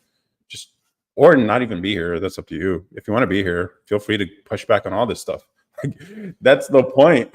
That's the point. I think a lot of people in this content creation game really get big heads when it comes to this stuff. But I want people to be skeptical of everything they see. Do not trust anything you see on this shit. including me. Check me on this shit, please, and correct me if I'm wrong on something. Dang, that was a good response. Yeah, it's cool. Here, I think the idea behind table moments was just like, those kind of conversations you have with friends where you're sitting around the table and you guys are just cracking jokes. I know guys do this. I don't know if women do this. But guys, definitely, when you're just hanging out with friends, you guys just grab whatever fast food from whatever late at night. You guys are just chilling and you guys just talk about whatever the fuck. And the conversation can go anywhere. You guys can get serious. You can get philosophical. Then you guys can get joking. You can roast each other, laugh your asses off. And that's what me and the people I grew up with end up calling a table moment where, oh, yeah, we had one of those vibe conversations with each other where it was just nothing but fun, learning, hilarity, and joy. And then also even challenging a lot of because a lot of times we even argue among men when we're hanging out. We argue with each other and it's like yelling matches and shit, but like all in good fun. And that's the idea behind Table Moments, and that's where the name comes from. And so like these lives are sort of a reflection of that. The podcast is too, which there is a companion podcast, if you didn't know, with a new episode this week, by the way, just published, with one of the trolls who came on the pod. He's one of the Twitch guys, but he came on. So yeah, if you're a troll, this is a good spot for you. Most places are going to ban you or push you away. Here, trolls are welcome because I know you're just testing. It's all good. Where am I from? Originally from California. Spent some time in New York. Now I'm in Texas. But summers here are brutal. So as soon as summer rolls around, I got to find somewhere else to live. But yeah, but originally born and raised in America. Is being tall a struggle? If you're a girl, I can see it being a struggle. Sometimes every now and then I'll hit my head on the roof of my hatchback trunk when I'm taking groceries out. But outside of that, no, it's not really a struggle. Yeah, your feet are probably going to hang off the bed a little bit, but yeah, it is what it is. Get a taller bed. Gotta go. Good life. Yeah. All right. See you later, Brooklyn. Appreciate you coming on. Are you tall right now? I'm 5'10". It's very much a struggle for me. What exactly is the struggle? Is it like mating issues, finding dudes? Because I know that's like a element of attraction for a lot of women, the height thing. But outside of that, are there really any issues with being tall? I mean, 5'10" isn't that tall in terms of like being a usability of things. I know if you're, because I have a Hyundai Veloster and I fit in the car. Yeah, I push the seat all the way back, but I'm 6'3".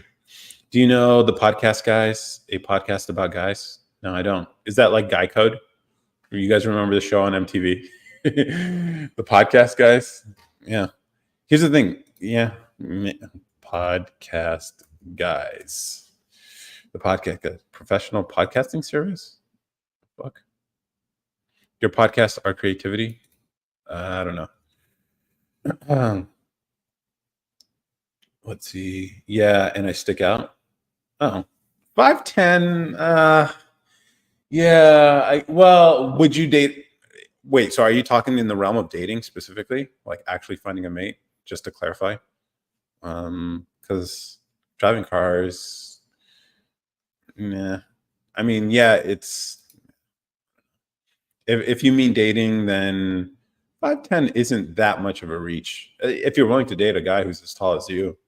But I think a lot of women need a guy who's taller than her, which I think makes it so much harder for tall women if you're looking for that. And I can understand that's the only exception I will make for women being picky about height is tall women, because you're just looking for a guy taller than you. Yeah, I get told I have high standards because I want a guy who's at least 6 foot tall. Yeah, you're 5'10". If you wear heels, you're probably gonna only restrict yourself to short heels. So then you just be eye to eye to him, which is fair. I get that. That's a reasonable requirement for you. It's just tough because let's look at the stats here. Distribution of men's heights in America. What you're looking at is like a small, what's the percentile here? You're looking at yeah, you're looking at 10% of men. That's tough, which means you got to go out on a lot of dates to get that, to find that. I don't know any tall guys who are choosy about a woman's height, so you don't have to worry about that so much. But you are you are limiting yourself just with that one thing. You are limiting yourself to 10% of men, which sucks, but it's also understandable for you. Now, women who are shorter than you who have a 6 foot rule, that's just stupid. And often when you actually have a conversation with them, you realize they don't even know what 6 feet actually looks like. You do because you're 2 inches shorter than 6 feet, but most women have no clue what 6 feet actually looks like. I can't tell you the number of times I've been on a date with a girl and she's like, "Wow, you're so tall." I'm just like, "Yeah, I listed how tall I was. They didn't expect that." Have you checked out the comedy scene in Austin yet? No, I haven't actually, but maybe I should. Thank you for bringing that up. Austin comedy. I know. Does what's his name? Joe Rogan do bits here and shit? But I'll definitely check it out. Plus, since I'll be here through the winter, I can't do summers here, man. I tried. Go to Joe Rogan's. Yeah, I'll check it out. I don't know. I saw some clips of him on TikTok. I'm like, yeah, but nothing like I did go to a Dave Chappelle comedy show in California with Chris Rock, and I realized like I think my tastes have changed because I know when I was younger I would have laughed at every one of the jokes that were told in that show, but maybe being on this side of the entertainment now, making content and being in front of the camera and stuff, like I have far more respect for the craft and the people and the crowd work and stuff like that. And Chris Rock, he is, yeah, I don't know. Dave Chappelle is still funny though. He is on another level with the shit. And I'm just admiring like the craftsmanship of what I'm seeing because I'm like, wow, the way he weaved that narrative and how he's controlling the energy of the room. I'm seeing it from a whole new perspective, which I did not expect when I went to the show. But consider if you want to understand entertainment a little better, try making it, and then you get a new perspective in the whole thing. Right now, a book I'm reading is this one here called The Anatomy of Genres. Ooh, I'm dropping things. But I like plugging books, maybe hopefully as a way to encourage people to read more. But a book I'm reading right now, The Anatomies of Genres, how it explains like the 14 different types of stories. And then if you read the book and then you go watch the movies that they reference in there, it starts explaining like why movies are the way they are and they have all these beats and the elements of the story and stuff like that, which I hope to bring to like some of the content I make. Um, I do software, but I'm trying to make this my main. I don't know if I'm trying to make this. I'm trying to make this half of my thing because like software and media, I think pair really well with each other. So that's what I'm trying to pull off. But yeah, if this getting close to being self-sustaining, very close. The Vulcan is the place to go, and yeah, his place is the comedy mothership. Ooh, okay. Let's see. I'm gonna write that down. The Vulcan. Are you in Nelson? Gas company? Vulcan Gas Company.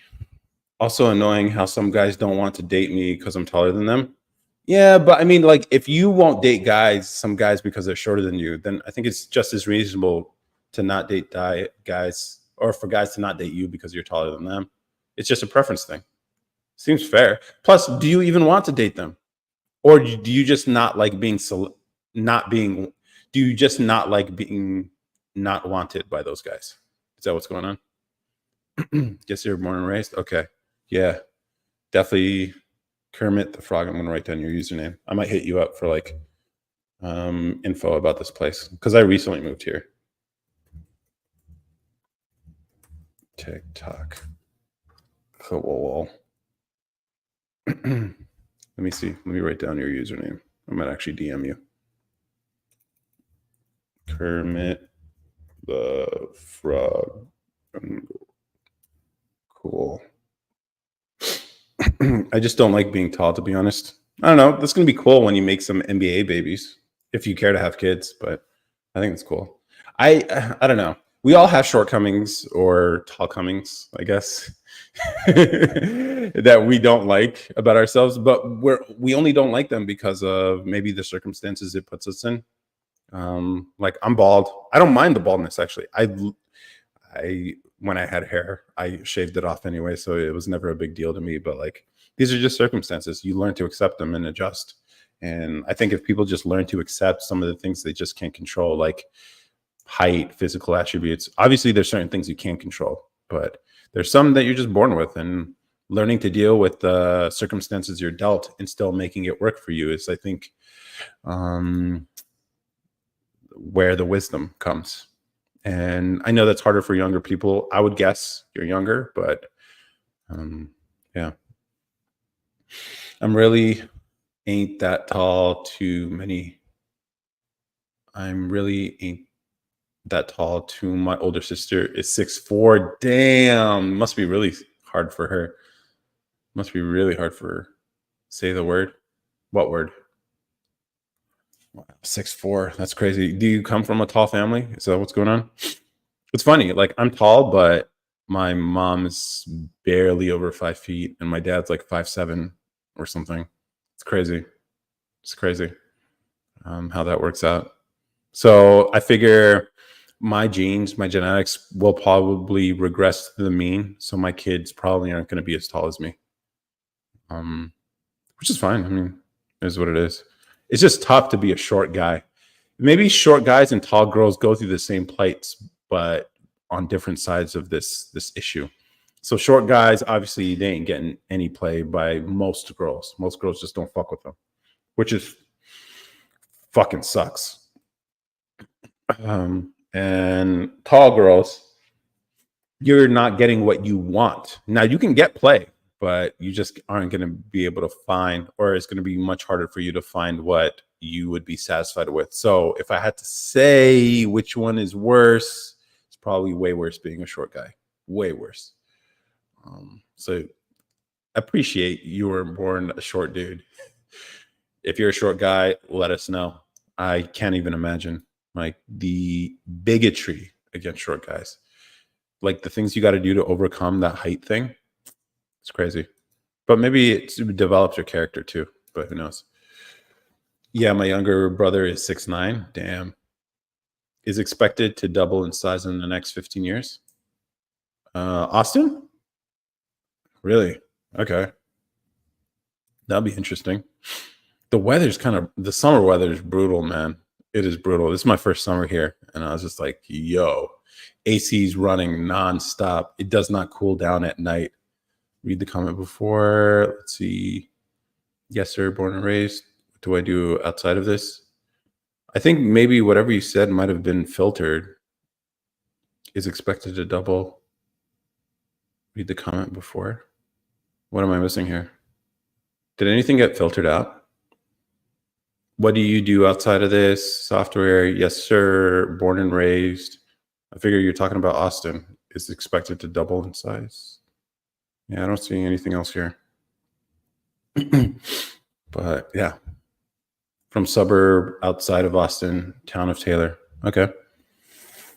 Yeah, Austin. I mean, there's a lot of nice things here in Austin. Not gonna lie.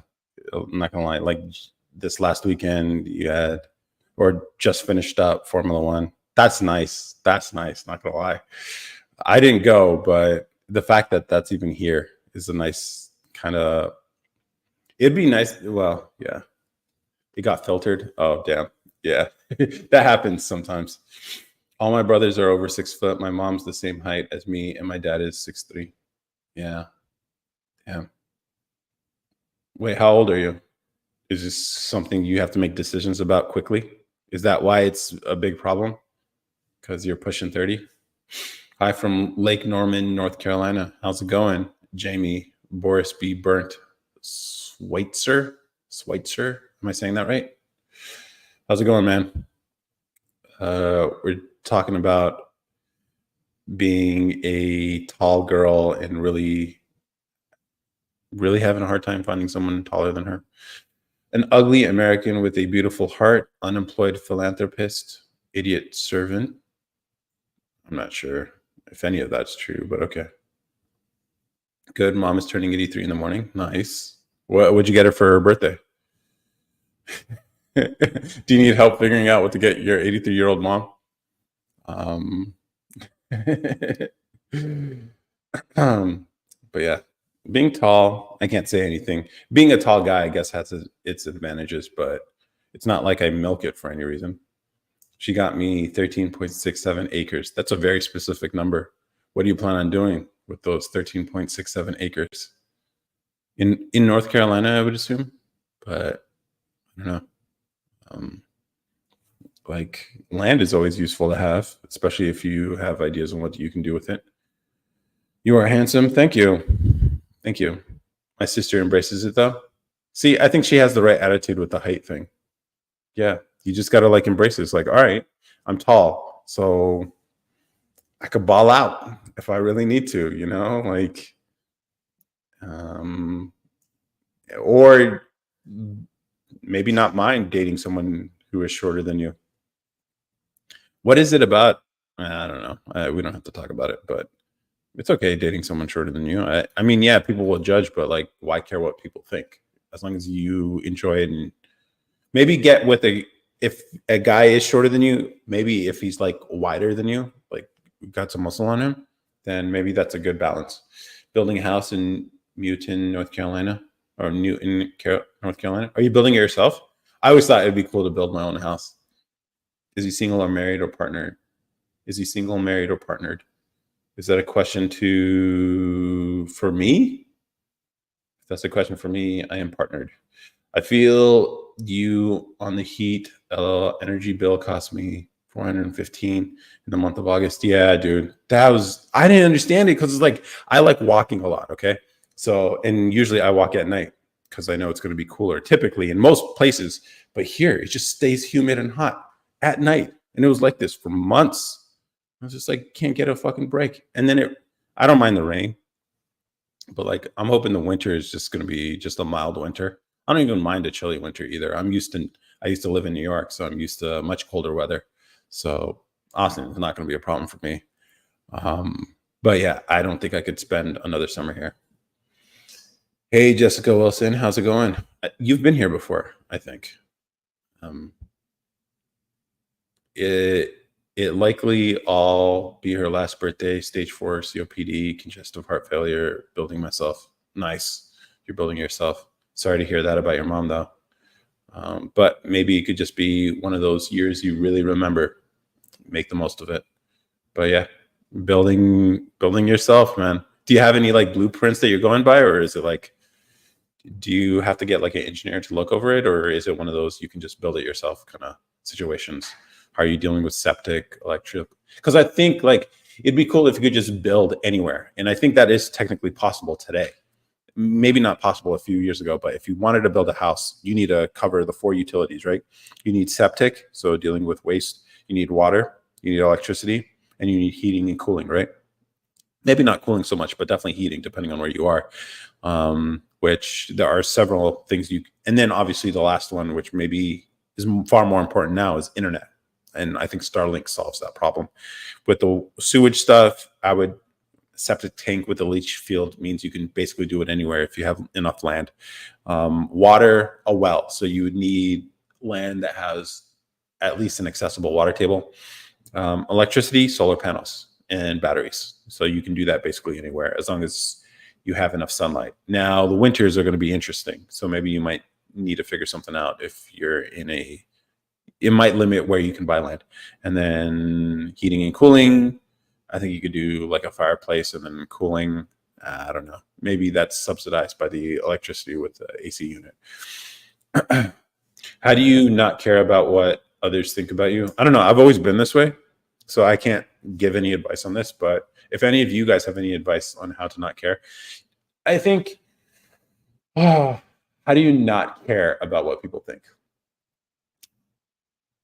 I it's something I've always been, so I can't tell you how to, but understand, like a lot of people, the average person is not going to do anything significant in their life. They're not going to try anything. They're not going to put themselves in any risky situations. They're not going to forge their own path. So if you're the type of person who cares enough about your life to go find or do those things, whatever that means to you, then understand, by caring what they think, you're caring about people who will never, ever try anything interesting in their life. And then when you frame it that way, you might think like, why care what these plebs think? And maybe that's one way to frame it. Another way is like, you live your life as you want, and regardless of what other people think, because it's your life. The only person who's accountable for it is you. And one of the strategies you can employ is the regret minimization tactic famous that Jeff Bezos made famous, where he's like, if I look back when I'm old, 60, 70 years old, will I look back and regret not having done certain things? If that's the case, then go do them. Minimize your possible regret. So kind of hard to find short guys who want you. I don't think so. Well, yeah. Well, there's plenty of guys who would want to like sleep with you for sure. Which, I mean, if you turn out to be like a wholesome, really nice girl, for a lot of guys, be like, they're gonna want to wife it up. Like, guys, guys like what attracts to them. You know, every guy wants to talk about how they like have types or whatever. Like, this is my type. This is my type. But in reality, guys end up liking whatever likes them. So maybe he might not have ever considered being with someone who's tall, but maybe, unless he's insecure about his height, in which case, yeah, that's going to be a problem. But I think you're sort of going through that issue right now about being too tall. So let me catch up with comments here, though. I always struggle with this. Damn, heat and rain, I sleep. Always good. And yes, I have. Okay. Wow, you remember me. Cool. Nice to see you, too. Yeah, I try to remember. Twitter? What about Twitter? Justin. Nah, I just have a dream. Municipal water, septic, gonna hire an architect. Okay, fair enough. I lived off grid in Hawaii Island 2011 to 19 with solar panels and catchment water. Ooh, catchment water is interesting. If it gets enough rainfall, that could work. I didn't even think about that. But yeah, that sounds cool, actually. Keep living, they can't whoop you. What do you mean? I'm not sure what you mean. Did one of your comments get that happens here sometimes, guys. Why would I care what people think of me? Oh, okay, yeah. It's just like, keep living. They can't whoop you. Yeah, I mean, if you want to think about it from that like sort of like punishment, whatever, they can't hurt you. It's like, why let other people's thoughts dictate the course of your life? Think about it that way. It's like, why would, and here's the thing, it's not even others' thoughts, it's your perception of others' thoughts that are holding you back, because you don't know what they're actually thinking unless they've actually told you, which most people, turns out, are just apathetic. They're indifferent about what you got going on. And that's one of the things, if you ever do anything hard or difficult in your life, or trying to accomplish something interesting and unique from anyone around you, and you talk about it with people, most people will go like, oh, okay, cool. They'll just be indifferent about it. And that's the good, that's okay. That's okay. It's like, you're not going to get support from people, and that's fine. But like, the fact that your thoughts of other people's thoughts of you is holding you back and dictating the course of your life, kind of like, I should sort of put that into a perspective where maybe it doesn't make any sense anymore. But maybe. You smoke cigars? No, I don't. Why, were you going to consider recommending a smoke shop or like a cigar lounge? I wouldn't mind going to a cigar lounge, maybe. I don't know. Maybe I'll invite my brother up and we can go. And then maybe you can come along too if you want. But yeah. Can't wait to sever all ties with my siblings with their narcissism and drug addiction. Damn. Yeah. See, I think one of the things people don't understand is like, so these people who are like dictating, or that you care too much about what they think, could possibly be siblings or mom or dad, even family members. Like, they can hold you back too. Their thoughts, their expectations of you, which often are overt and announced.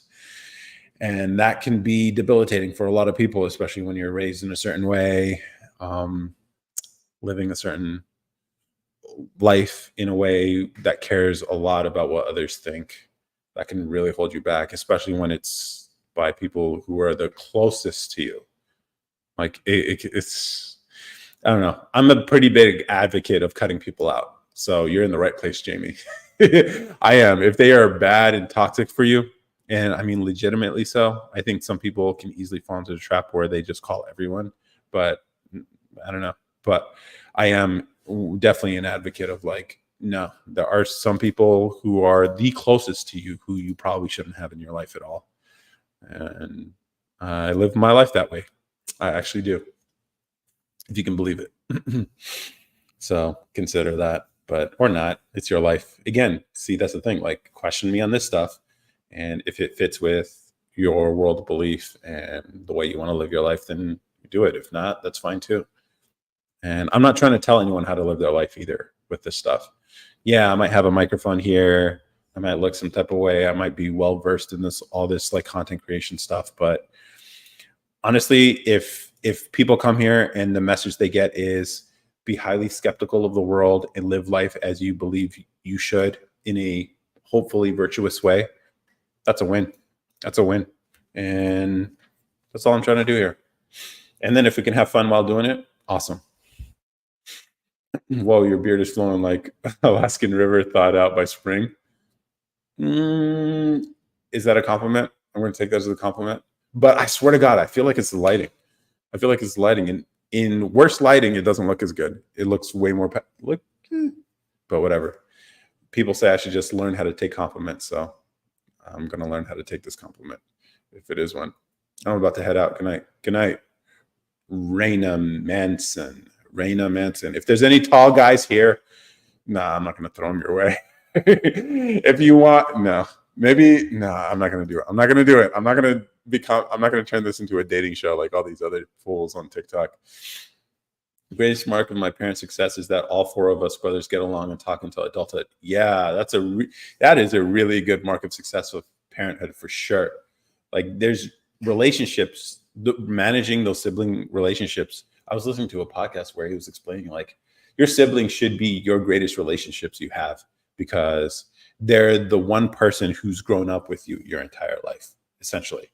And so they know everything you've gone through because they've experienced it with you too. But I think parents fuck up a lot when it comes to these kind of things where they don't manage egos and the relationships between siblings well enough, or they have other people do it for them, which then obviously gets neglected. And then, yeah, these what could be basically your closest, dearest friends who are also family is in a relationship that never gets to flourish. Because it's like, what do they say about good things? The best things in life compound over the long term. And you can't get anything longer than a sibling relationship as far as like a human relationship outside of like a mom and a dad. And eventually the mom and dad will pass away.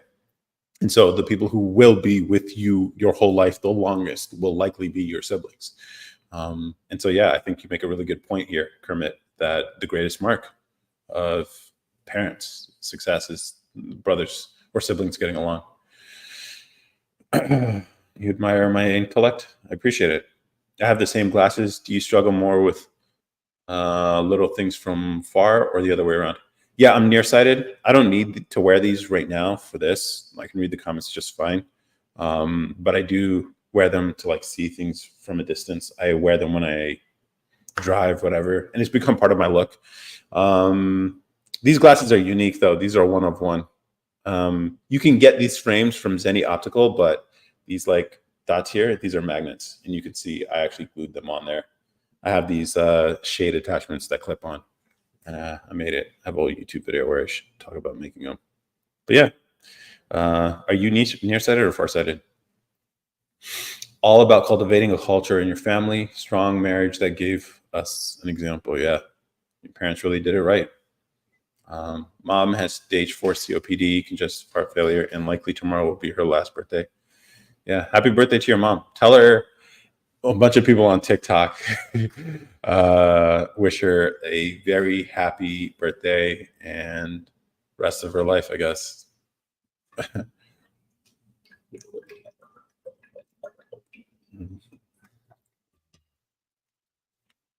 Cool, man. I'm nearsighted, I guess, as well. Yeah. I have trouble seeing small things from a distance. Yeah. Um, yeah. And here's the thing, I have this theory about glasses, though. Like, anytime you go to the optometrist, right, they're constantly checking your eyes, and usually they get like slightly worse as the years go by. And so they're like, oh, okay, you need new glasses to adjust. But I think what's actually happening is they give you stronger prescriptions than your eyes necessarily need. And so then your eyes adjust to that. And then when they measure you again, they're like, oh, your eyes are worse. They got worse because of the stronger prescription. So maybe not constantly upgrading the prescription, it might be the better move to keep your eyesight at least stagnant, and then obviously not wear it so much so you can see things at a distance and stuff. And this is a strategy I've employed, so I can't say this is necessarily true for everybody, but yeah, no, I try to avoid like having to maybe accidentally making my eyes worse by getting newer and newer prescriptions. She just today began to understand my Asperger's. Okay. Right. It's like Department of Transportation workers littering for job security. Yeah. Yes, exactly, dude. Man, we're surrounded by rigged system, guys. Rigged systems. Man, it's crazy, dude. And it's in their favor. It is in their monetary advantage to do this to us, because it means coming saying your eyes got worse. Because I remember the first time this happened, I put on the pairs of glasses. I'm like, man, this is straining my eyes. So, and I don't think they even realize that's what they're doing. I know there's this guy on TikTok who does this like charity prescription thing where you can figure out your prescription. I don't know. I decided to just stick with my old prescriptions. The land she's giving me has a pond. I can't wait. I'm actually hopeful for the future. That's nice. Yeah, that's gonna be nice, dude. A pond? You got a water feature? Thoughts on religion? I think religion's good. I'm not gonna be like some of these atheists out here who try to like convince people like spaghetti monster isn't real. I mean, there are so many levels to this shit, that you can look at it in so many different ways and see the benefits of it. Me personally, I've been exploring Christianity. I grew up Muslim though, so but Christianity seems like more in line with my personal disposition. Um, and then as I learn more and more about it, it just seems like more and more compelling to me. But I'm not trying to influence anybody here, bro. I need a black guy's help with how to slide into a girl's DMs. I know you probably retired, but come on, what do you want to know? Like, you want to slide into a girl's DMs? Like, hit up a girl on IG and just be like, "Yo, ma, what's up?" Or even worst case, doctors prescribing heart medication when food and fasting is the real answer. Yeah, dude. Like the medical system, people have way too much trust in it and in the positions that people play in this industry. Like people don't factor in incentives and money and how that motivates certain actions and behaviors. Even with doctors who take an oath. Okay, an oath is nice, but like, does it mess with their wallet? If so, then see how it affects their wallet, and you'll find like why people do what they do and why they recommend what they recommend. Fancying myself as an atheist, well versed with many religions and accept all peoples. Yes. Spake. Is this a girl you know? If it's a girl you know, just tell. There's a dude whose TikToks I've been a few of them shown up, but he actually shows how to do this. But basically, just why not just be direct? Just, yo, I'm going to be doing this thing at this time, this place. Join me. That's it, and keep it at that. If you know her, because then you already have that relationship. If you have to build rapport, then you're gonna have to start off with like maybe making a comment about one of her pictures. I don't know why guys give likes to girls' pictures or whatever, and I've never done it, but definitely take an approach of like, if you're going to be setting up a time to meet up, hey, I'm doing this thing, pick something that you like, and I got an extra ticket or whatever, join me. If you know her. If you don't know her, then you're going to have to start a conversation, a simple comment. uh, Not a compliment, not a compliment, but more like a comment. A weird comment better is better, especially if it's funny on one of her photos or something, and then you can slide in the DMs after that. But most of my experience is on dating apps, though, so that people have an intention for dating on an app like that.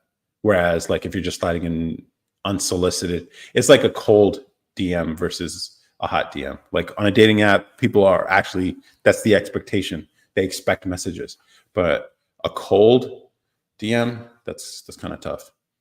It looks so smooth. The beard. So what you mean? Thanks. Do you know other languages? I'm semi-fluent with Pidgin, Hawaii, and Spanish languages. I'm learning Spanish through Duolingo. I know a little bit of Tigrinya. I don't speak it well, but I understand it. It's a East African language. Parents are from Eritrea, so I understand the language when it's spoken to me, but I can't fluently speak it. But I've been learning Spanish a little bit on Duolingo.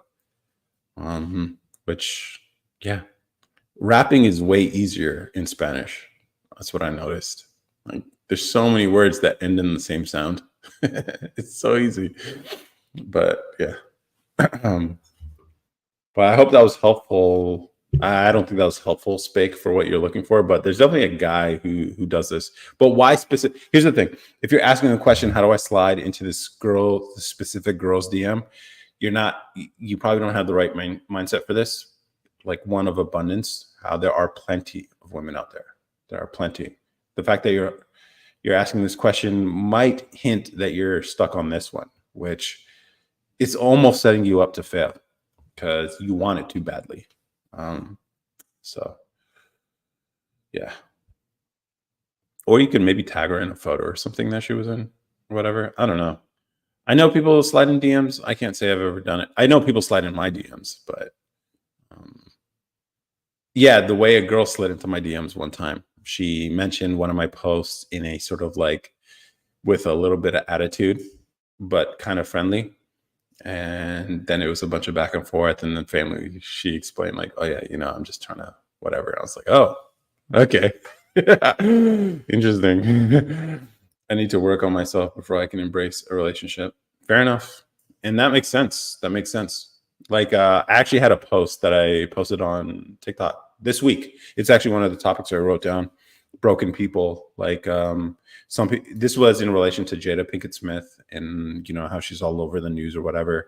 And I listened to her as a guest on the J something podcast. I just wanted to hear her perspective from her mouth, a primary source. And she was explaining like all these things with her issues growing up and stuff like that. I was like, wow. And then I made a post just basically saying, look, you can't fix people who are broken. Some people just can't be happy. And if they haven't done the work themselves to fix themselves before they get into a relationship, that's going to affect you too. And so the fact that you even recognize it in yourself is a good sign that you're better than most people, because like a lot of people have issues they've never worked through, which sucks because it ends up affecting other people. Is 77 feet too tall? Maybe, Mish, but I don't know. It's good for basketball. For a great resource into Christianity, check out Mike Winger on YouTube. I'll definitely check it out. Mike Winger. Yeah. I don't know. The Bible really hits if you've ever read it. Like, Proverbs, especially, man, so much lessons. Like, it's crazy. Mike Winger. Okay, I'll definitely check him out. How could Jesus have a different will than the Father? Interesting. Definitely check him out. I think I am better off than many, but not better or worse. However, fair enough. I don't know. It's just all of us have especially like it's rare for any of us to have fortune growing up in a family or at least having parents who did a great job in one. I think I don't know. I'm not a parent, so maybe I can't speak on it. If you are a parent, maybe you can. But like part of the job is like just not fucking them up, you know. And that might mean more. That definitely will mean more work, probably. But in the long term, I feel like that's the responsibility you take on as becoming a parent. But I don't know. I don't like how people feel better than others. Yeah, here's the thing, like I've had two minds about this. Like I for the longest time, even growing up, like I never, and it'll always be a part of me, never feel better than anybody else, even just doing this stuff. I feel like this is just a conversation between a bunch of people online. Like a lot of people will get a big head when it comes to this kind of stuff. I don't understand it, but then also understand like there are people out there who you are better than. Like some people are worse morally, and you can definitely point those out, and you just gotta like maybe because it depends on how you measure things. And then so one of the things like and then also like natural talents and abilities that people have. Like one of the things I used to believe is that anyone could do what I do or the things that I could do. And like whenever I take on something, there really is nothing I believe I can't do if I really am determined. But I realized like a lot of people either can't, I don't know if people can't do it or just don't believe they can. Either way, it's just they project that onto others too. So like yeah, if you're someone who believes in yourself or you want to do something interesting like, you know, build your own house or whatever, there are going to be people out there who are going to be like, nah, you can't do that, you can't do this, you can't blah blah blah. Or like whoever mentioned the comment earlier about how do you not let others um, dictate or others' thoughts dictate the way you live. And I think part of it, one mind hack or maybe one trick is to understand that you probably are better than those people. You know, I like the adage, don't sweat the petty stuff and don't pet the sweaty stuff. That's a good one. That's a good one. But yeah, uh, that's a really good one. Uh, so yeah, but yeah, I did post a video about Jada Pinkett Smith and her issues that she's self admitted to, and how, like, you know, if you're in a relationship with somebody like that, you know, you can't really change them. The change comes from inside. And so, this belief, like, I've had this argument with like people close to me. Like, I always say people don't change. People can change, but people don't change. Meaning, there's nuance here. People have the capability to change. That is a real possibility in someone's life, but that has to come from them, and it has to come from within. And most people will never ever be motivated to do something for themselves. Um, and this is most people. And so the rule is people can't change because they likely won't. And so it's just a little nuance there. Um, but it is what it is. And it's one of the things I've had to make the mistake of hoping people wanted the things that they said they wanted. And so this is part of my issues, like taking people seriously when they say things and taking them at their word. Um, and then it ends up burning me later. And over the last couple of years, I've actually gone through this several times with people, and it's just tough life lessons you just got to deal with sometimes. Just like, man, you know, they say they want something, they're supportive of this thing, they want to build this thing, but then they're not putting the effort. And you're like, they'll say, yeah, you know, it is what it is. And it's just like, oh, okay, so they don't actually want this for themselves. They just like the idea of this, and but not willing to do the things it takes. And it's just like, okay, it's life. It is what it is.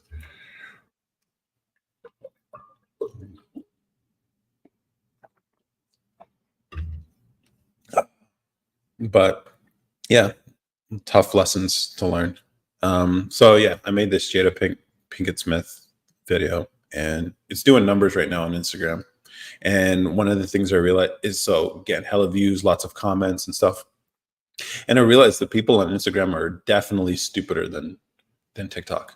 TikTok gets a bad reputation for all the dancing and stuff, but like the people, the audience on Instagram, definitely they got some issues. Like, it's crazy. I didn't expect it. So, like, yeah, I would say you guys on TikTok are definitely way better than Instagram. Instagram's the worst. So, like, when that kid was asking, like, how to like slide into DMs, I'm not on Instagram like that. Anything you want, small or large, takes dedication and hard work to accomplish. Yeah, and often sacrifice too. And I think that's the part people really struggle with. Like, it's going to be, you're going to deal with issues like what you're talking about, building a house. Like, especially if it's your first time, you've never done it before, there are going to be issues. And I think you sort of have to make a decision. Like, I'm going to get through this no matter what. And just whatever issues come up, you just deal with. And, that's how I've lived my life. Just like I set a goal, an accomplishment, something that I will do.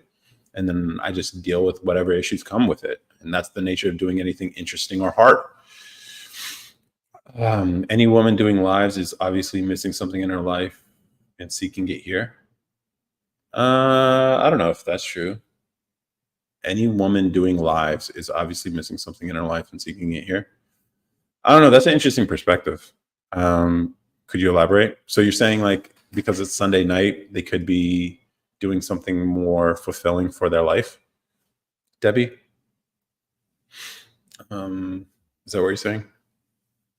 Living alone off grid with no running water or internet for nearly 8 years, I can do anything. Yeah, that is, like doing without. Is that what the Stoics were talking about? I feel like your wireless mic. What do you mean? Is that the beginning of a pickup line? Oh, no, my bad. I read it wrong. I like your wireless mic. This one, the Rode. Have you used it before? Um, yeah. I don't know how I read that wrong. Yeah. How's the sound? I guess the sound is decent if you guys are hearing me well. No, it sounds good. Oh, okay. Yeah, it's decent. But I think, yeah, I don't know. If you're on the market, maybe it's all right, perfect, cool. That's good. The funny thing is I'm actually live streaming on YouTube and Twitch, and I have this microphone here that you can't see. I hate when podcasters have it like right there in the screen. It's like, get it out of the shot, like, it's like no one wants to see. I can't say it because it would. I can't say it. It would get the live banned, which I've been banned off of here a few times. I know I don't look like someone who says controversial things, but I do. So check out my other videos before you hit that follow button, because you might not like it here, but maybe you do. I think I'm attracting a lot of like contrarians, skeptical people, possibly some conspiracy theorists, but then also radical people, despite the way I look. Yeah, don't judge a book by its cover. The mic is for effect, I feel. Yeah, I guess, but I don't know. I just have a thing with, like, man, if it doesn't need to be in the shot, don't put it there. It kind of, I don't know. For me, it's just a personal thing. Like, I only have this boom arm here. I recently just got it, but this is just the mic that the feed that's going into the nicer camera for the stream on YouTube and Twitch. But it is what it is. I'm like, yeah, I probably shouldn't hate on it, but I have so many opinions on a lot of the stuff that we see on social media these days. A lot of it's just lying to us. A lot of it is just, they're all clout farming. So they go on each other's stuff to like build each other's audience together, or take audience members from each other, or they grift a lot. I don't know. What's your opinion on Israel and Palestine? Of course, I think we should not have opinions on it. Let them fight, and whoever wins, wins. And that's it. That mic looks great. I want to make a professional studio in my custom house. Yeah. I mean, that's the thing. Like, this mic was a gift, and you can buy this at Best Buy. It's not a high quality mic, but it's good enough. This one I had to buy just because I do wireless stuff with whatever. But I hate how expensive audiovisual equipment's become. And I don't know. It really makes it hard to get into this space if you want to make, because anyone over like I heard someone say this: anyone over the age of 35 has some wisdom to share. So, and you can share that with strangers on the internet. And I think that's good. You're passing on knowledge the same way, tribes used to pass on knowledge through spoken word. Maybe that's the equivalent of that is what we do on the internet now, making content that will stand the test of time. And it's weird how, like, yeah, maybe the technology changes, but the method is still the same. And so that's what we're doing here. And so, like, but then to get into this game, you got to have a camera, you got to have a microphone, you got to do all this. It's a lot of work and a lot to ask for someone to just like set up right away. Rat Fuel, Free Palestine. Are you Palestinian? Rat Fuel? Or is it, yeah, I'm not going to troll you until.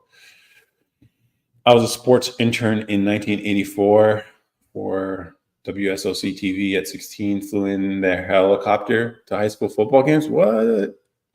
High school helicopter for a football game? You got to explain more on that one. You're Egyptian.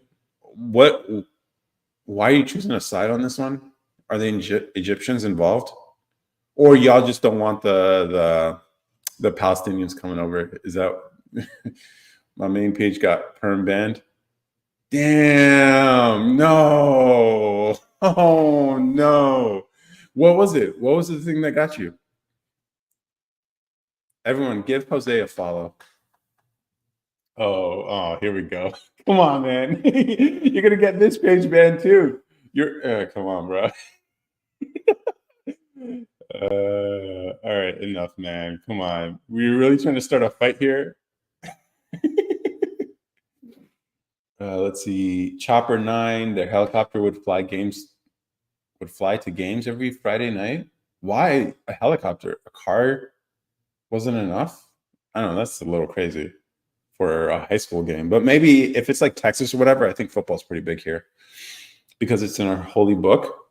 You mean the Quran? Is that what you're talking about? Come on, that's not. Yeah. I'm not. Oh, he's insecure Israeli. He's not Israeli. He's Argentinian. No, Guatemalan. I know. I remember. He's Guatemalan. I'm assuming you're pro Palestine, bro. I'm not. I'm not pro any side. This whole conflict thing, let them sort it out. I actually posted a video this week, I think. Like, what did I call it? Big talk. Yeah, basically, it's easy to talk all this like talk on social media about choosing sides and these people need and this people whatever. But war is brutal, and it's easy for us to talk when we're not the ones whose lives are on the line. So we should all just stay out of it. That's basically what I would say.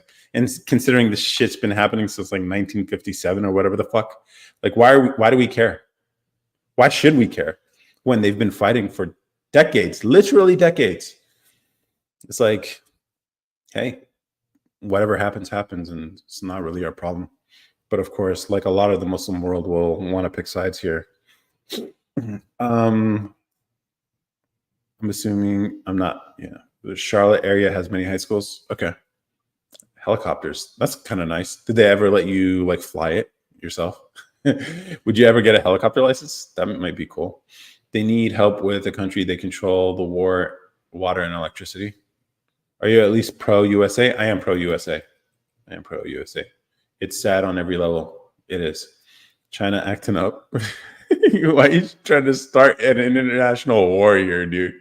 Not just the Muslim world. A lot of people pick the Israeli side too. And I stand with humanity and I fight injustice. That's the thing. They've both done shitty things. They both have claims and they've both done shitty things. Okay. So like there are no good guys in this fight. Considering how long it's been going on, maybe at the beginning, at some point, if you go long, here's the thing: people stop history at some point. They pick where the starting point is and then make their justifications based on that. It's like, this was the event that started it off. This is the thing. It's like both sides have done some shitty stuff, really shitty stuff. And so that's why I'm like, no, we're not picking. We should not be involved in another international conflict. Ukraine, Russia isn't enough. We got to get into more. And then all of this just enriches the war machine. And so it's like all these people we're supposed to hate, like Raytheon and fucking whatever. They're the ones who get rich off this, so of course they're going to stoke it. All these corporations, media organizations feed off of this stuff too because it's good for their business too. And so it's just like, and then who loses in the end? Brown people. Like, why are we doing? I don't know. And since you can frame it this way and realize how dumb this all has become, don't get involved. Don't get involved. It's not good for you. It's not good for them. But if they want to do it, then let them do it. But so here's the thing: the one exception I do make is if you're Israeli or Palestinian, fine, you have your loyalties. I get it. But if you're not either one of those, nah, this ain't us. This ain't us. A lot of people picked the Israeli side. A lot of people did pick, and I don't agree with that either. And I stand with humanity. And okay, yeah, I flew it for about 2 minutes. It was cool. Yeah, helicopters are weird. Helicopters. I picked the USA side. China acting like they know the US ain't as tough as we think we are. Yeah, of course. It's not about like the actual might that America has. It's the leadership that they know. They Biden is the kind of motherfucker who will flinch. You know how like you just like and then they flinch. Biden's a flincher, and that's the problem. That's how Ukraine got popped off, flinching or talking tough and not being able to back it up. That's the thing. It's like Ukraine would not have been so bold if it weren't for the US picking sides. And then the US thinking like it's just going to be this short-term thing. And now over a year later, it's still going on and sending all these weapons over there. And now we don't have enough for ourselves. It's like, this is what happens. It's like a leadership problem. But, so maybe, and here's the thing, what's more cost effective than doing all this? A mean tweet. I'm just going to leave it at that. They violate international war crimes, but Palestine never has. What do you mean? Palestine has done some terrible stuff too. It's not both. I'm talking about Palestine and Israel. You're talking about Hamas and Israel. Yeah, but like, come on. You really... Okay, if you're going to say Hamas, then you can isolate their behavior. But it's like, you got to control your own people. I don't know. I feel like that's how it is. Plus, if you can't tell the difference, then they all look like Hamas. So Hamas is more of a liability to Palestinians because of the perception of Palestinians because of this group. I don't know why China is so cocky against us. It tells me they know something we don't. Now, China, I think, has been transparent about their world conquest. They've been transparent about it. It's just, it's economically advantageous for us to use them right now. And we're not thinking longer term when it comes to, but here's the one advantage I think America has: creativity. It might not seem like it, but the one thing China doesn't have is creativity, because of the authoritarian regime that they live in. And this is the hidden cost of control that, fortunately, at least not yet in America, it's a cost we don't have to pay, because our creativity is what sets us apart. The freedoms is what sets us apart. And because we have freedoms, we have creativity, which allow innovation. China doesn't innovate, they copy, which means they can never go ahead. They can always be behind. And so they can have more people, they can have more money, they can have all the factories and manufacturing, but they can never invent. They can never invent because they're not allowed to be free. Palestinians don't claim or like Hamas. Yeah, but they're there. So it's like if you had a family member who was doing some shit out in the streets or whatever, and you had the ability to keep them under control. Like your girl, let's say you're in a relationship with a girl, right? And she starts picking fights with random dudes out here. Yeah, people would be like, bro, get your girl. Yeah, I think that's what's going on. I agree on your points you make. Yeah, but it is what it is. People don't want to take responsibility for their relationships. Essentially, is what's going on here. Everything goes back to relationships. That's really interesting. Who is more trustworthy, Jewish people or Palestinians? Everyone vote. Come on, man. Oh, we all got to lose our accounts because of you. Nah, like it's funny.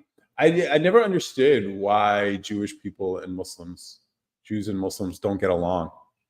To me, growing up, it never made any sense because it seemed like the two religions that seem very, very similar. You know, they have like kosher and non-kosher, and on the Muslim side you have halal and haram and all that stuff, and the food and the practices. Yeah, there's major differences, but essentially, like as far as at least compared to Christianity, of the religions of the books, they seem like more similar to each other than with Christianity. But I don't know. Jose trying to start some shit here. I don't believe in collective punishment. Everyone has bad apples. Okay. But like if you have to build this iron dome from things that are coming from this area perpetrated by, yes, this particular group of people, but you can't tell where they are amongst those people, then how would you react? You know? So it's understandable. So I think the key to maybe resolving, I don't know, I'm just talking out of my ass here, but like understanding the other side. And you can understand Palestinians. Yeah, they feel like the walls are closing in on them.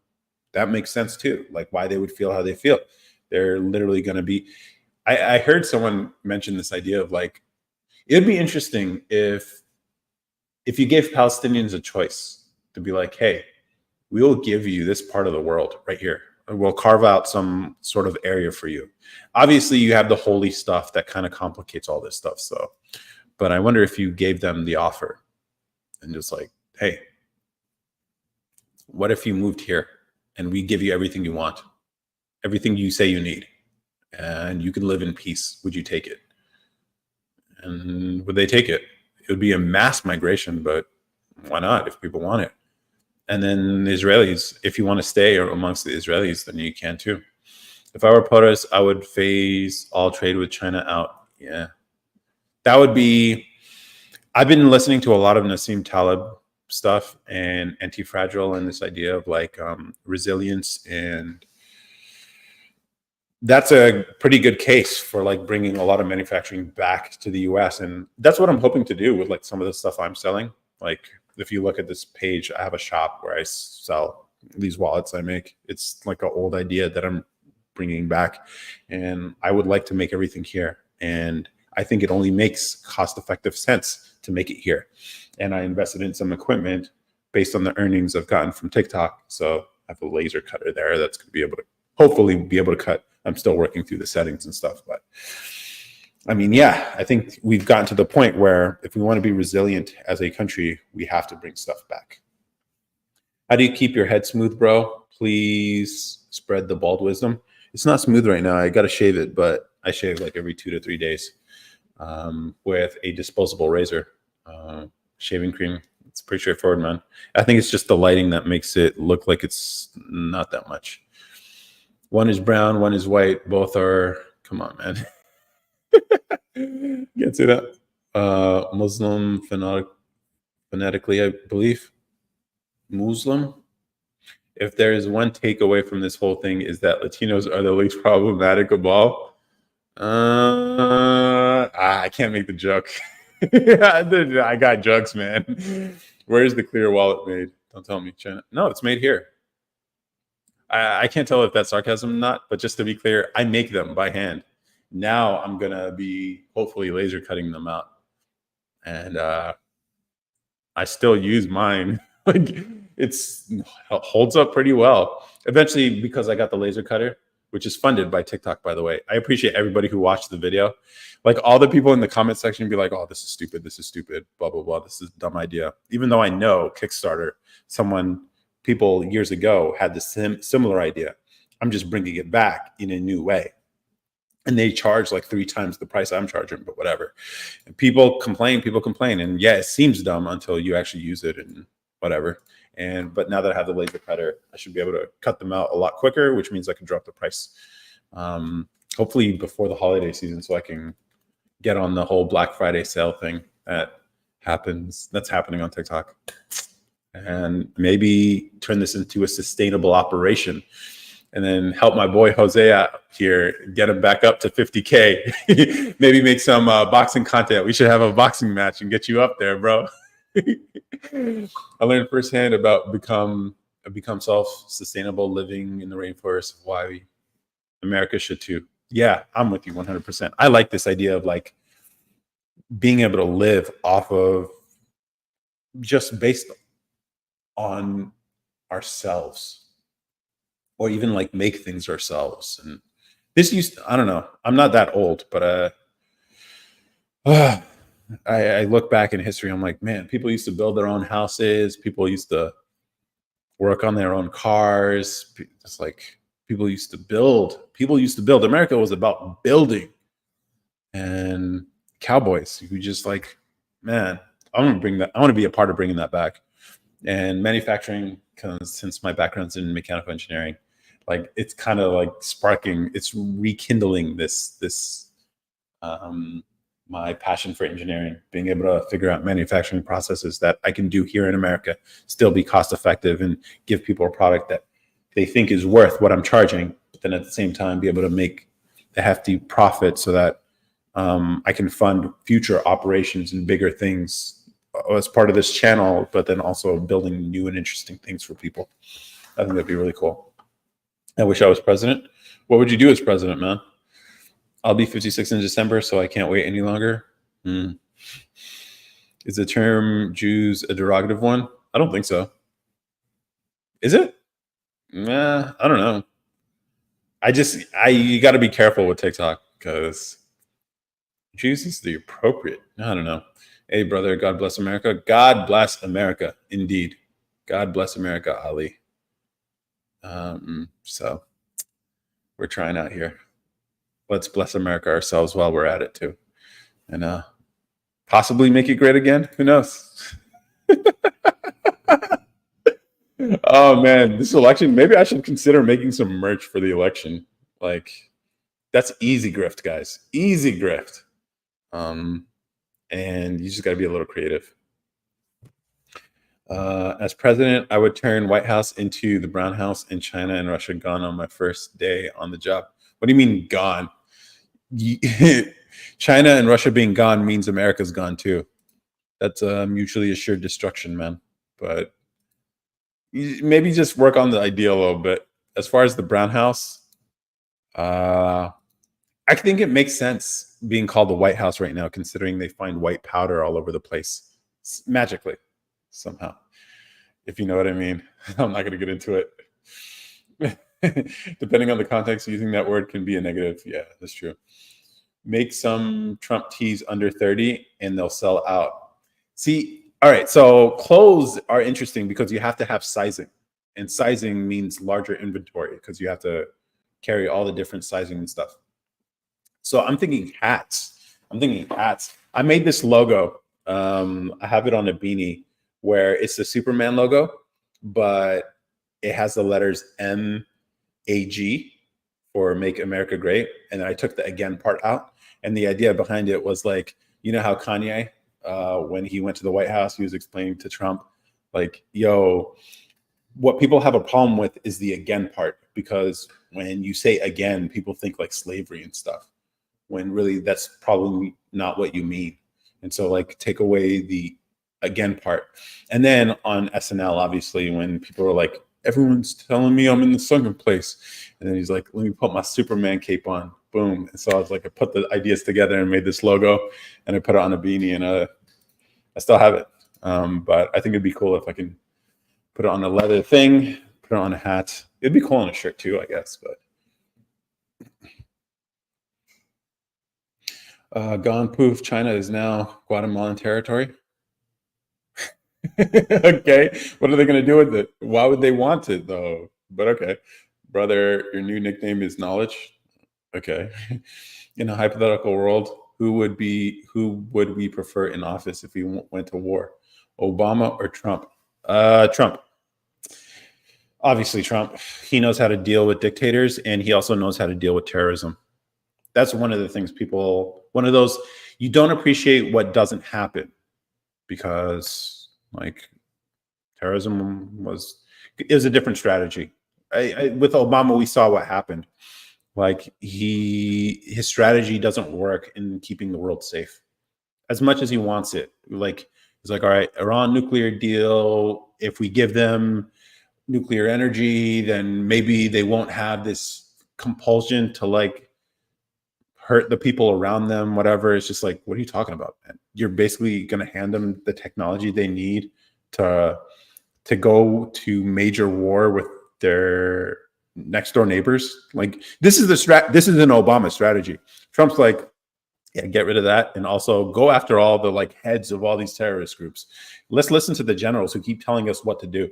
You know, like it's not even him; it's the fucking generals. The generals know what to do; they're on the ground, right? And or the people who are on boots on the ground know exactly what to do. They're like, yeah, that's the guy who runs this terrorist organization. It's like, all right, so if we get rid of that, there is no support structure for that. Okay, do it.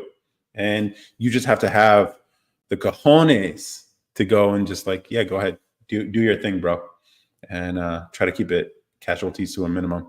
And that's why terrorism was mostly gone until now, unfortunately. But you know, whatever. Obama's a clear choice. No, he isn't. Unfortunately, no. Obama's loyalties are not to America, and I think that's the problem.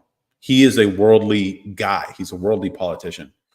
He went to, not that there's anything wrong with Hawaii, but like he grew up in Hawaii. He spent a lot of time in Indonesia, then came here, study, whatever. It's just like the guy sees himself as a global citizen. And you can see that in the way he operates, which means it's not America first, which sucks. But I don't know. He's black, I guess, so that's cool. Obama is way smarter. In actual war, you need an extremely intelligent person. No.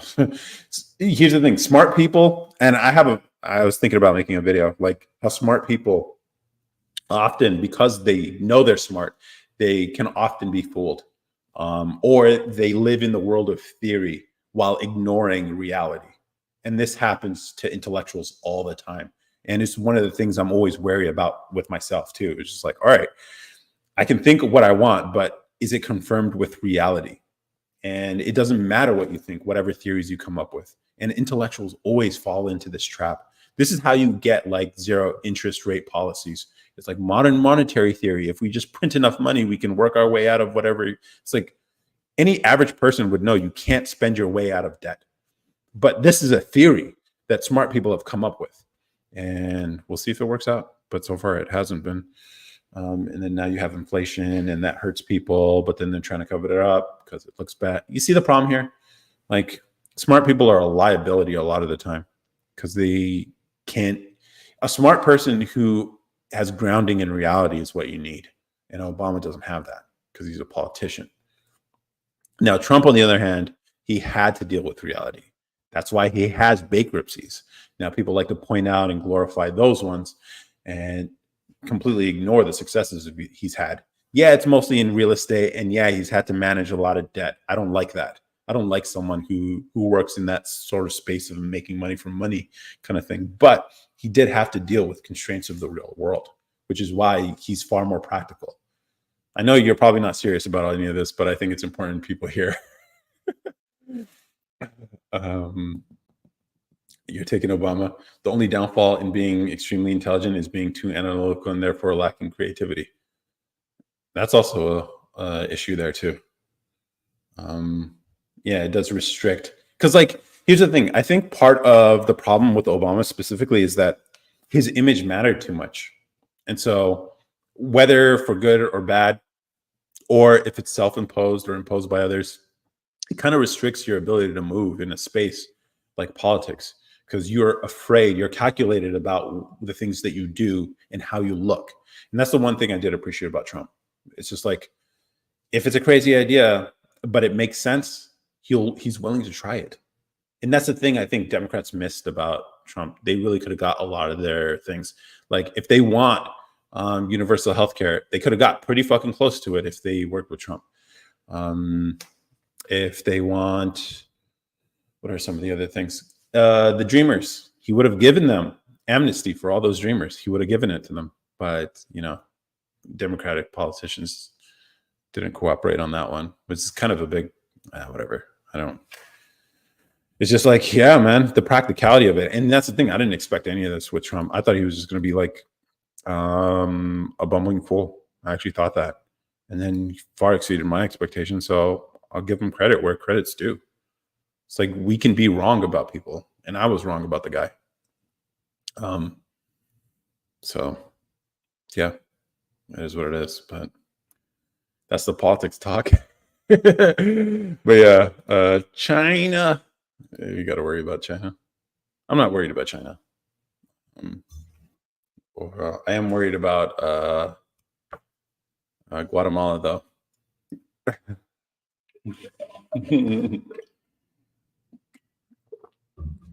Who would you trust in a house alone with your wife or in your family, Trump or Obama? Okay. Seemingly the right answer is Obama, but did you guys ever see that CNN clip of him showing off his ding dong, or at least the outline of his ding dong on a plane to a bunch of reporters? I can't verify the authenticity of it, but like Obama might be a low-key creepy kind of dude. Trump, on the other hand, like if I'm with a black woman, I don't imagine that's his type. And I know he's not going to get drunk or tipsy. And he's actually apparently very nice in person. So outwardly, yeah, he comes off a certain type of way. But I mean, Obama is a shady cat. Chicago politician. You don't come out of Chicago without being corrupt yourself. You know, fake news. Obama is safe of a human as they come. No, Chicago politicians, man, you cannot trust them. Yeah, they have entire shows dedicated to the corruption of Chicago. There's a reason why Chicago was the setting for Gotham City in The Dark Knight. Okay, that's not the reason, but it could very well be the reason. Chicago is corrupt, man. Chicago's corrupt, and he came out of that system. So he does look the part, though, for sure. He knows how to like appeal to people's their eyes. He has the look. He speaks the way people want to hear. Although he's not really that good of a speaker off the top of his head. On a speech, his speechwriter, and he knows delivery. He's on point with that. But as soon as he starts speaking off the top of his head, I don't know if he can keep the lies together, you know? He looks the part, though. So, you know, people, it is what it is. I don't want this to be like a hating on Obama stream, but fuck it. Let's do it. There's so many things. In the US, if they had something on a black man that was president, it would be out under a spotlight. No. You guys don't remember the suppression of negative information related to Obama. Here's the thing. All basically, except Fox News and a few handful of fringe outlets, most of them would not publish anything that put Obama in a negative light. Did you know Obama smoked cigarettes? He smokes cigarettes. I had no clue. For years, I had no clue. You don't know about the Fast and the Furious scandal. You don't know. Wait. What do you mean, wait? Yeah. Like, they can suppress information. Yep. Did you know Joe Biden has a daughter? Did you know Joe Biden has a daughter? And you might ask yourself, why don't we know that he has a daughter? You'd think you'd see, why do we always see Hunter Biden? Why don't we ever see Ashley? Did you know her name was Ashley? You know? And then you start looking into it. It's like, why isn't she on the campaign trail with him? You know? And then you start putting two and two together and you're like, oh, they're really covering up for this motherfucker. It's like, yeah, that's what happens. It is what it is. He smokes cigarettes. Yeah. I think he still does, actually. But yeah, I think it came out later. If the Middle East stands up for themselves, I don't want to hear anyone calling them terrorists. That's a fair take. I'm not going to be mad at that one. I'm not going to be. Yeah, but man, the images that here's the problem too, because like years ago you didn't have like smartphones. Now you do. So it's like people are going to frame it however they want. But yeah, war is war. So I can respect that take. United Snakes of America is not real, are the true terrorists. I don't know. I think America does play real shady a lot, and I'm not a fan of it. No one cares about him smoking cigarettes. Trump is out here smashing corn stars. I don't think he smashed them. That's the problem. That's the one thing that you could legitimately say against the guy. He's a bit of a simp. I probably shouldn't have said that out loud, but whatever. Yeah, Trump has no game.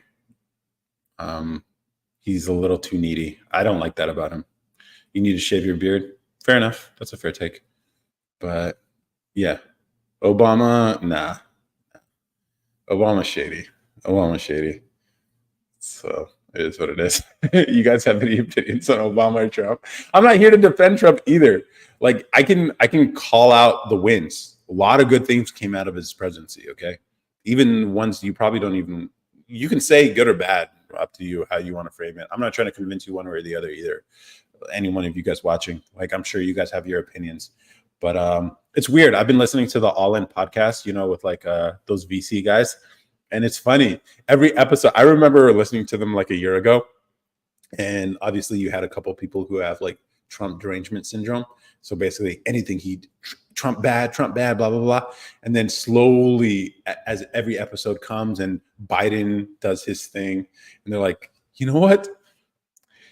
I don't like Trump, but like, goddamn, he might have been right about this. And I hate that he's right. It's just like, even billionaires, these are VC people, right? Venture capitalists who are super wealthy because they made investments in all these startups and they exercise judgment of how to deploy money.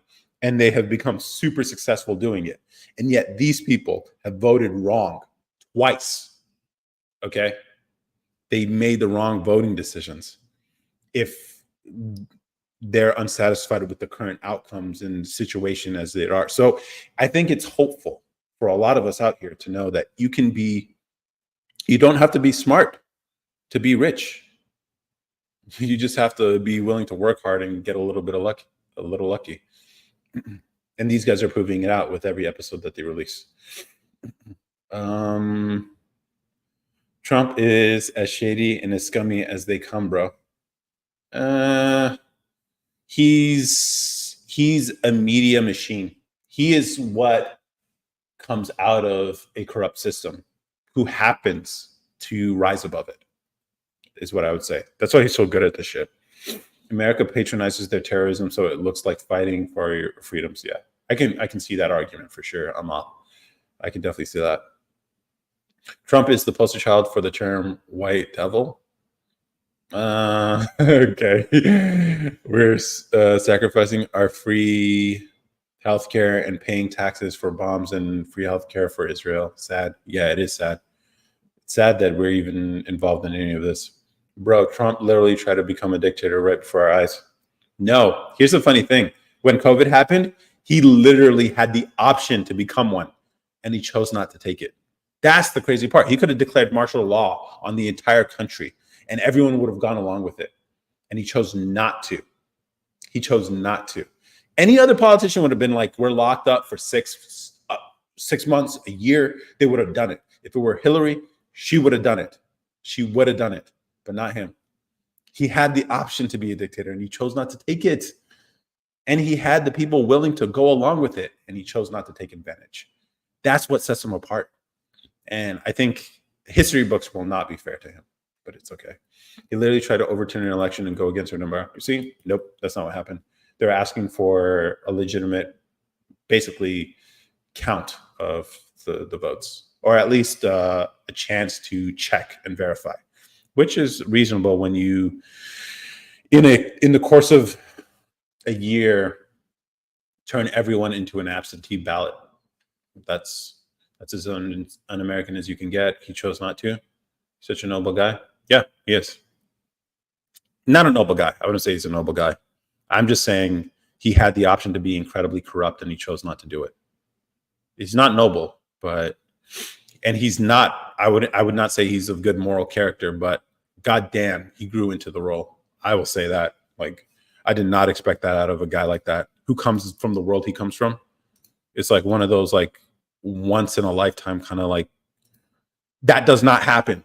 People who come from his kind of background in the spaces that he's he comes from real estate where a lot of the deals are usually like shady, under the table, playing games that other people don't have access to. So he has that experience. He has the Hollywood experience, and we all know with like the show and the TV and stuff, and we all know how Hollywood is and how corrupt and perverse they are. Um, he comes out of these worlds and then gets into the politics game where he has so many opportunities to be corrupted, to do the corrupt thing, and chooses not to do it. That's crazy, especially when he literally comes out of worlds like that. That's crazy. That's crazy. Like, no, it's hard. I don't know. But there's, he chose on, yeah. So that's what the January 6th thing was about. And it's funny because, like, I posted a video of people like yelling in the congressional building, a sit-in protest, which is, I was like, oh, is that an insurrection now? Is that what this is? It's funny. It's all funny at some point. It's just like, oh, everyone's just bullshitting everyone else. It's crazy. So yeah, that's what's going on. If you'd like to know more, it'd be fun to have like a whole ass conversation with you, Jose, about this. We got to get you back on the podcast. Maybe we could do a live where we're just talking about it in person and with a bunch of people here. If you would like to, that'd be fun. It doesn't have to be like adversarial or whatever, and we don't have to be yelling and whatever. But yeah. But how'd you get these 2,000 followers to follow you though? Because yeah. Wait, so did you have to make a whole new account? Or do they just like, there's nothing that confuses me more than Trump supporters that are actually smart. Maybe we're onto something, man. Maybe we're onto something. Oh, you always had this page? Oh, okay. Oh, okay. So it's like your backup. My bad. Yeah. Okay. No, there's more to this thing. I think with enough time, I could get you to vote for Trump. Not that you have to, but not vote for Trump. I think with time, if I explain first, the first step is I would have you take the hoax test. There's a bunch of hoaxes that people believe that just simply aren't true. And so we'd have to undo a lot of that programming first, like the Matrix, like with Neo, how he was all like, well, where am I? What is this place? Blah, blah, blah. It's like, yeah, that's where you are right now. And then eventually we'll be able to feed your brain, put you in there, plug you in, and you'd be like, whoa, what is all this stuff? And be like, Jose, this here is the Matrix. I am your Morpheus, bro. I'm your Morpheus, okay? And be like, this here is a construct. This is the Matrix that you've been so used to in your life. Everything feels real, but when you find out behind the curtain, it's all fake. But here's some of the things you can do when, and then maybe we'll have a whole training montage where you learn Kung Fu. But but I could be Morpheus for you. I'll tell you. That makes you Neo. Or at least, now you seem more like a Cypher kind of dude, unfortunately. That'd be hilarious. Let me ask you a line of questions. Perfect. I think that's a good way to, well, pick your biggest objections. Maybe like 2 or 3 objections, because like there's always going to be things that you'll be like, oh, what about this? What about that? Like if whatever your biggest issue is with Trump, then we can discuss it. And then if I can dispel that issue, then maybe it can negate all the other issues that you have.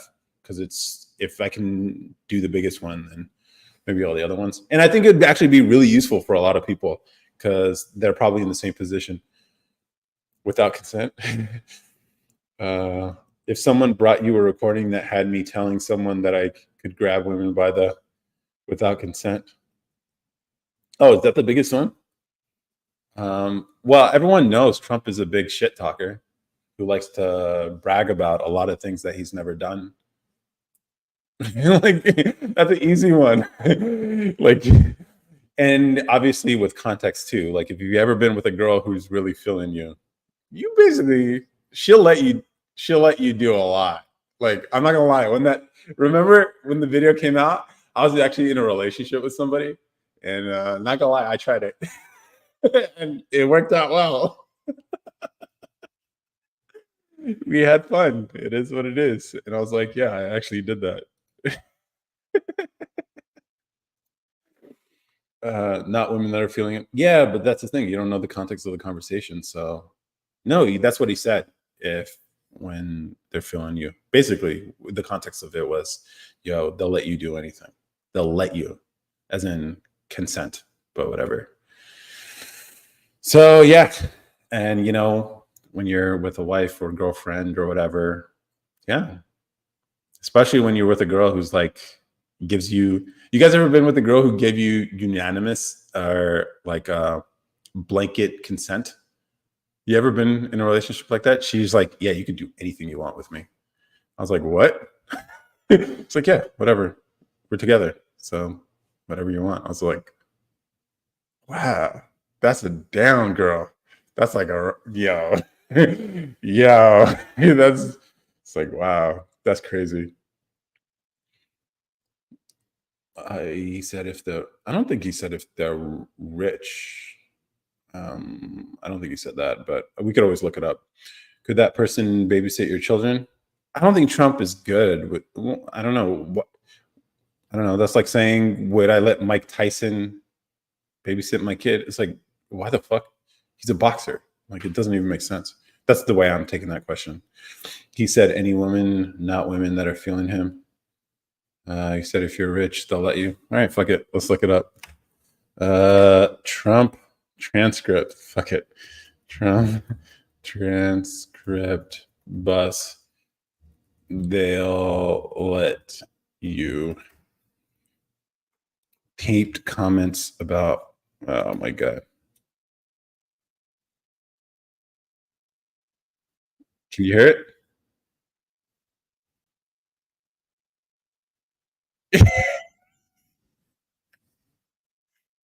Wait, can you guys hear it? This is actually hilarious. No, I can't play it because it's probably going to get the stream banned. But let's see. Let's see. You know what? I don't want to have to read this whole thing. Oh, you can hear it? Okay. Let me see if I do try to. Billy Bushish, your girl's hot in the purple. Whoa, whoa, whoa. Yes. Let's see. Yeah, that's. I don't know. Play it low. How's that going to change? It can still hear. Wait, let's see here. Yeah, that's her with the gold. I better use some Tic Tacs just in case I start kissing her. I'm automatically attracted to beautiful. I just start kissing them. It's like a magnet. Just kiss. I don't even wait. And when you're a star, they let you do it. When you're a star, they let you do it. You can do anything, whatever you want. And then he says to grab him by the thing. Yeah, when you're famous, you can. You ever been around? Same. It's not the same thing. No, girls like clout. Girls like clout. They're come on. I'm seeing this shit with my little clout here. Like, yeah, obviously, I don't have enough clout, but like, yeah, if you're famous, swear to God, you hear these interviews about like NBA players who are like being stalked literally by women. Yeah, I don't know. What was the point of this, by the way? I'm not really sure. Like, would you trust them with your kids? It's like, well, why would you even? Well, I don't know. You also hear about a lot of them going to jail. No. Who's going to jail? Like NBA players and stuff? Not really. No. Like famous people? Not really. You have people every now and then. Like I think they're trying to get Russell Brand now, but I mean, you hear some of these situations. I remember like the Aziz Ansari situation where she like came over and it's just like, all right. It's like girls will let a lot of shit slide for famous people. It blows my mind. Blows my mind. But it's like, yeah, man, it's weird. Famous people all the time. The Bible says it's false revelation, a surprising and previously unknown fact. Okay. The dude from the '70s show. Yeah. The fact that you have to point it out like that shows that it doesn't happen that often.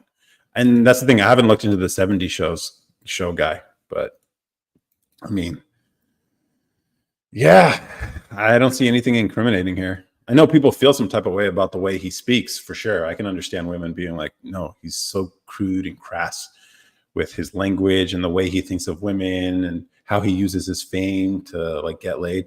I don't, I mean, obviously that's like, it's definitely blue pill behavior for sure, but I don't think it's incriminating. A million athletes. Bill Cosby. Well, Bill Cosby isn't in jail anymore because of the way they. Well, here's the thing: he involved drugs. That's the claim, right? So I don't think that's a good comparison. R. Kelly. I mean, R. Kelly was with underage girls. That's the difference. Like, if it's just with women, like Hollywood does this all the time. Like, you can't do it with underage women. You can't do it with drugs. But um, obviously, I wouldn't trust someone with my country if I couldn't trust them with my kids' family. Okay. You trust Obama with your kids and family? Do you trust Hillary Clinton with your kids and family?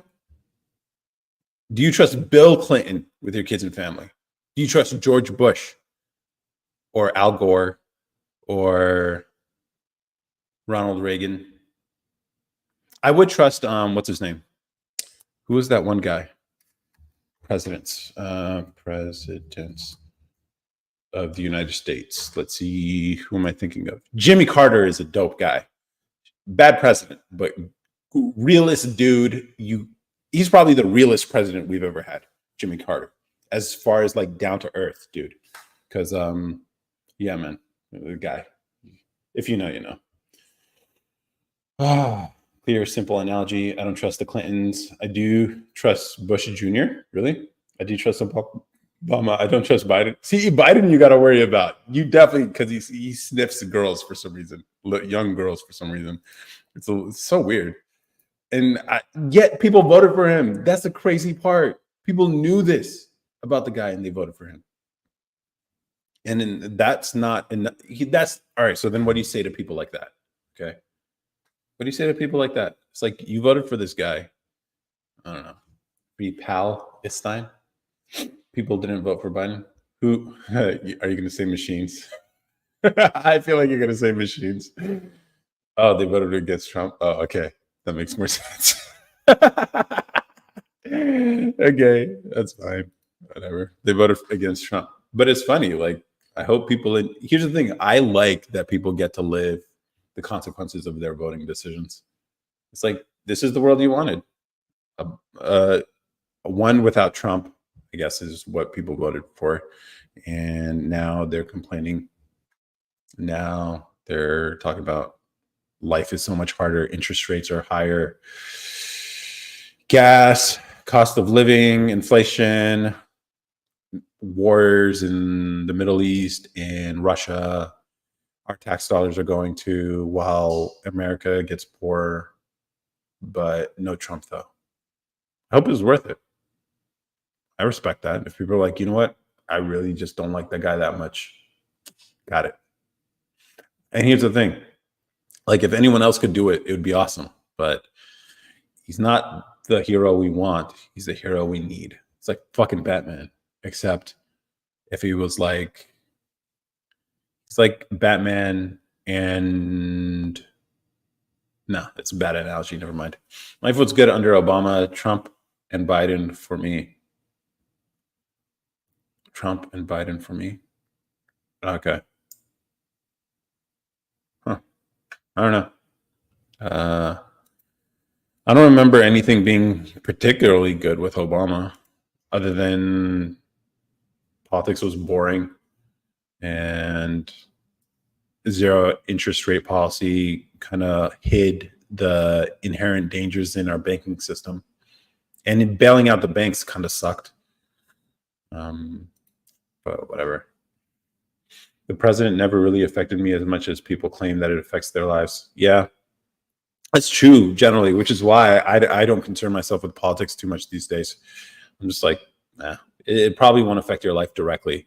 Now, when they start, interest rates will affect your life. It affects your ability to buy or sell your home if you're in one or are looking to get into one. It also affects your savings too, because interest rates and inflation particularly dictates a lot of the money, the investments that your money's in, especially these tech companies whose valuations depend on future growth. And if the inflation numbers are high and the interest rates are high, then the discount rate calculated for the valuations of these companies deep into the future is far lower than what people projected, meaning the valuations, the prices at which the stocks is trading right now, which is an indication of people's sentiment for the future, is not true, which means the prices plummet, or at least the stock plummets. But then also subset with it, or I don't know. I don't get into it. But like, if you factor in inflation too, the real true price of the stock is far less, or the worth of the stock is far less than the actual value. But that's one direct way the presidency affects your life. Maybe I'm just not as rich as I need to be for it to directly. Does Biden get reelected? Probably. That's the thing. Like, I'm honest about, like, people still feel how they feel about Trump. So likelihood, I would say Biden gets elected again. People haven't felt enough pain yet for them to make a change. And obviously the Democratic Party, they're waffling. It seems like, based on their positioning of politicians, like, they would like to replace him, but that might guarantee a loss for them. So they're kind of, I think they might be stuck with him. In which case, then we get another President Biden. Does Trump get convicted? Probably, but it's going to be one of those sham convictions. But it will turn him into a martyr. If Trump gets convicted, it kind of flips it in his favor to win the presidency. Because think about it. I heard someone say the outcomes tend to follow whatever is the most entertaining outcome. And so what would be the most entertaining thing to happen for the 2024 election? It would be Trump getting convicted, getting arrested or sent to jail, and then winning the election. That would be an amazing story. And I would love to see that, because it would just be funny as shit. It's just like, yeah, he could pardon himself. And it's all legally good. He can actually do that. Was Trump in bed with Russia? No. It doesn't make sense based on the way he behaved with Russia. Because it's like, you got to think about all his behavior. Like, lowering gas prices, creating opportunity for energy production in America hurts Russia directly. I believe their largest export, Russia's largest export, is oil. And so by producing oil in America, you supplant the market. You put more oil into the market that's available for the rest of the world, which drives down their GDP directly. So you can say he's in bed with Russia, but like, he's doing things that directly harm Russia.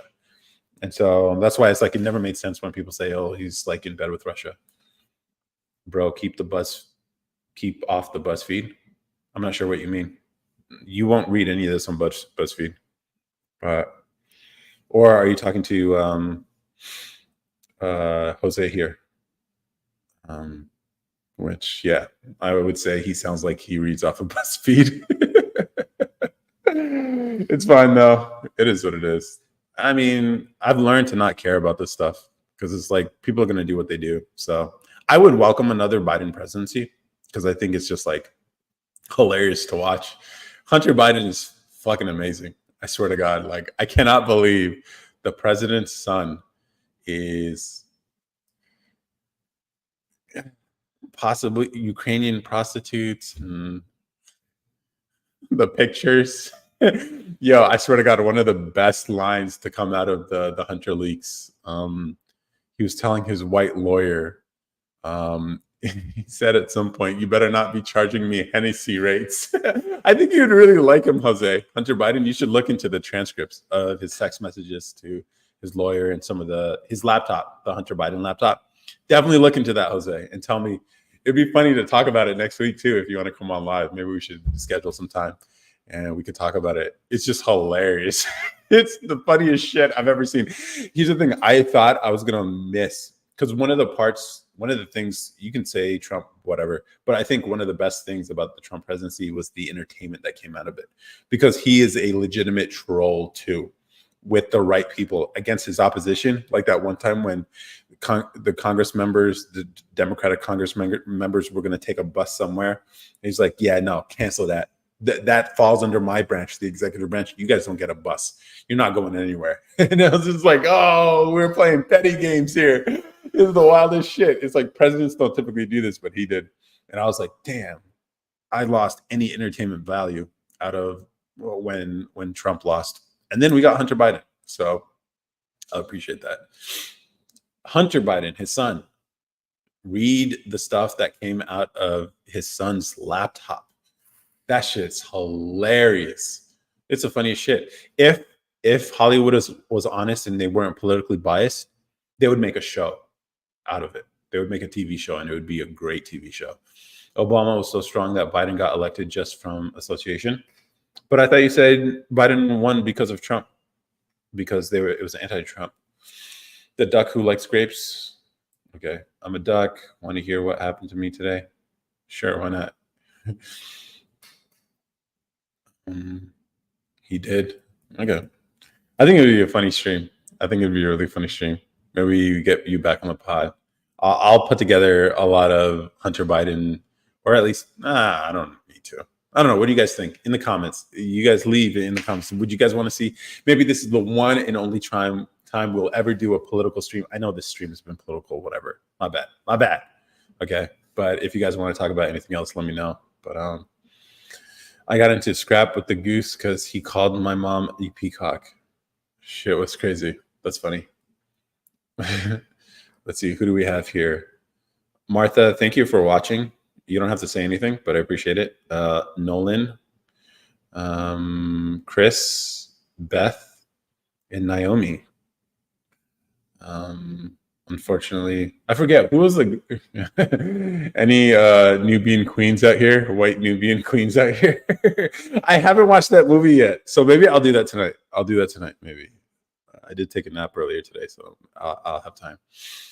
I don't really get into politics as much because it's so hard to get open-minded opinions from people. Yeah, religion and politics is usually like that. Fair enough, but I think it'd be. Yeah, well, we'll see. We'll see if we can do anything. Yeah, that's Trump. But we got to get you back up to 50K. Where's the comedy, bro? I think you got to bring the comedy skits, man. If you got any ideas, you got to start sharing it with people, or at least, you know, it would be cool if TikTok had like a private. Does TikTok have a private? I'll check it out. I'll definitely check it out. But if TikTok let you share your video with a smaller group of people as like a test audience, and see if it'll work, and then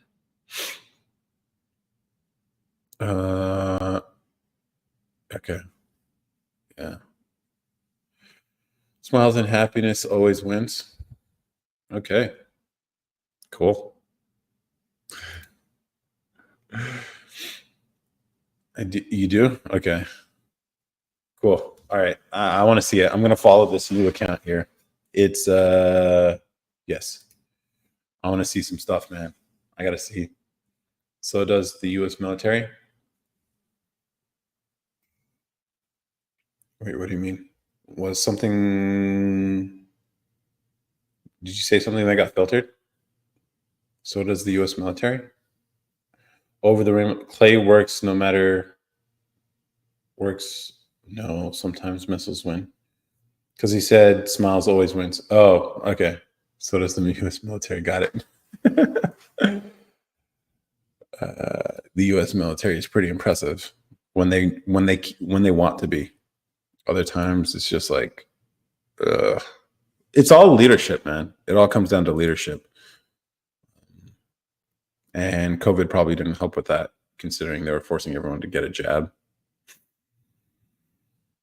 It's going downhill, though.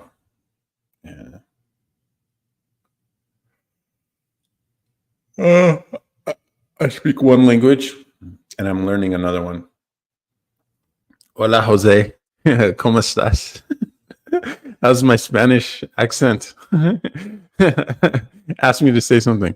Here's the thing. I've been doing Duolingo for a while now, approaching over 200 days now. I've learned a lot of way more Spanish than I ever learned in high school. I'll tell you that. Just in doing it in less than a year, I learned way more Spanish through Duolingo than I ever. Estoy bien? Okay, nice. Perfecto. I don't know. Like right now, I'm going through. What am I going through? It doesn't matter. Que bien or que pasa? Que pasa? I don't know. But Spanish is fun and interesting. But nice to see you here again, Sayap. Sos pelon. I don't know what that is. Let me look that up. So, do they speak Spanish in Guatemala? uh, Spanish to English. Sos pelon. Oh, I am bald. Sauce. Why Spanish does your housekeeper not speak English? That's funny, man. No. Porque uh, quiero aprender. Yeah, that's it. Like, I just wanted to learn. I figure I might spend some time in some South American country eventually, um, since I can do remote stuff. So I was like, it's a cool language to learn. Estás aprendiendo el subjetivo. Are you learning what's that subjectivo? What does that mean? Tivo. The subjunctive? What is that? Subjuntivo. The subjunctive? I don't know. Grammar, relating or denoting mood of verbs expressing what is imagined or wished or possible. Not there yet. Esa barba está super mala. Man. Is my barber really bad? Is that what that means? Esa barba está super mala. That beard is super bad. Got it. Barba. That's a new word. Thank you for that. ¿Quieres encontrar una mexicana? Nope. But maybe. I don't know. Do you have dual citizenship? No, I do not. Subjective mode is a part of Spanish grammar. I haven't gotten to that part yet. Good to know, though. Thank you. ¿Dónde está la quena nubia blanca? Where, indeed. ¿Dónde está? It's one of the more tricky parts. Interesting. Roasting you in Spanish is wild.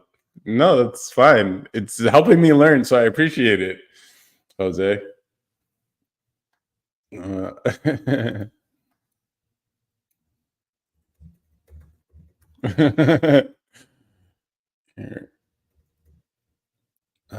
Lo siento, perdiste tu cuenta.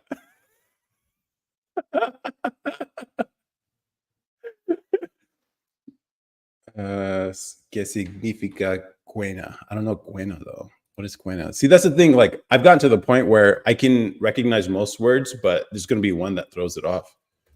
Significa cuena. Oh, what does that mean? Did you break your engagement? No. Is that what you were asking? ¿Qué significa Buena? No. Did I say that right though? I basically said, sorry you lost your account.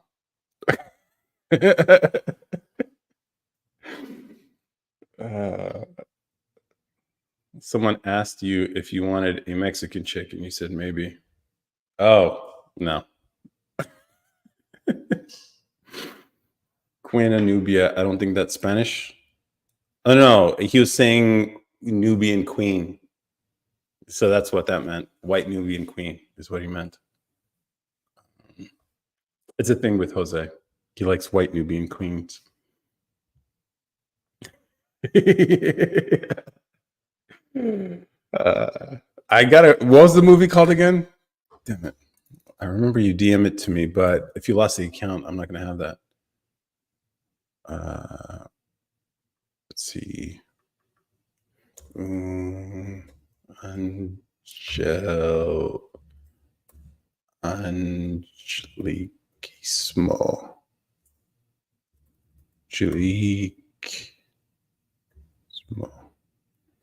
And angelic. So, all right.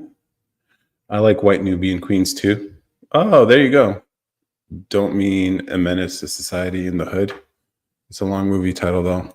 What? Wait, which one is it? It's in the hood? Wait, no. Menace to society. Is that the one? I'll just YouTube it and I'll find it. It's not that. It's a long movie title, I'm not going to lie. Angelic. Okay. I'm not sure I follow. But so everyone here speaks Spanish? Oh, your comments are muted. Damn. It's when you take an English word and try to say it in Spanish. Oh, okay. So you know Spanish. Got it. Okay. Yeah, you're using all these terms I don't know, man. I'm not that far in the learning, dude. Yeah. So, oh, man, it's got to be super late for you guys. What are you guys doing up? Hey, Banner Boy, by the way. Nice to see you here. I like when Mexicans say rufero and refer to a roofer. Oh, okay. You know Spanish. Nice. Okay. Rufero? Why that in particular?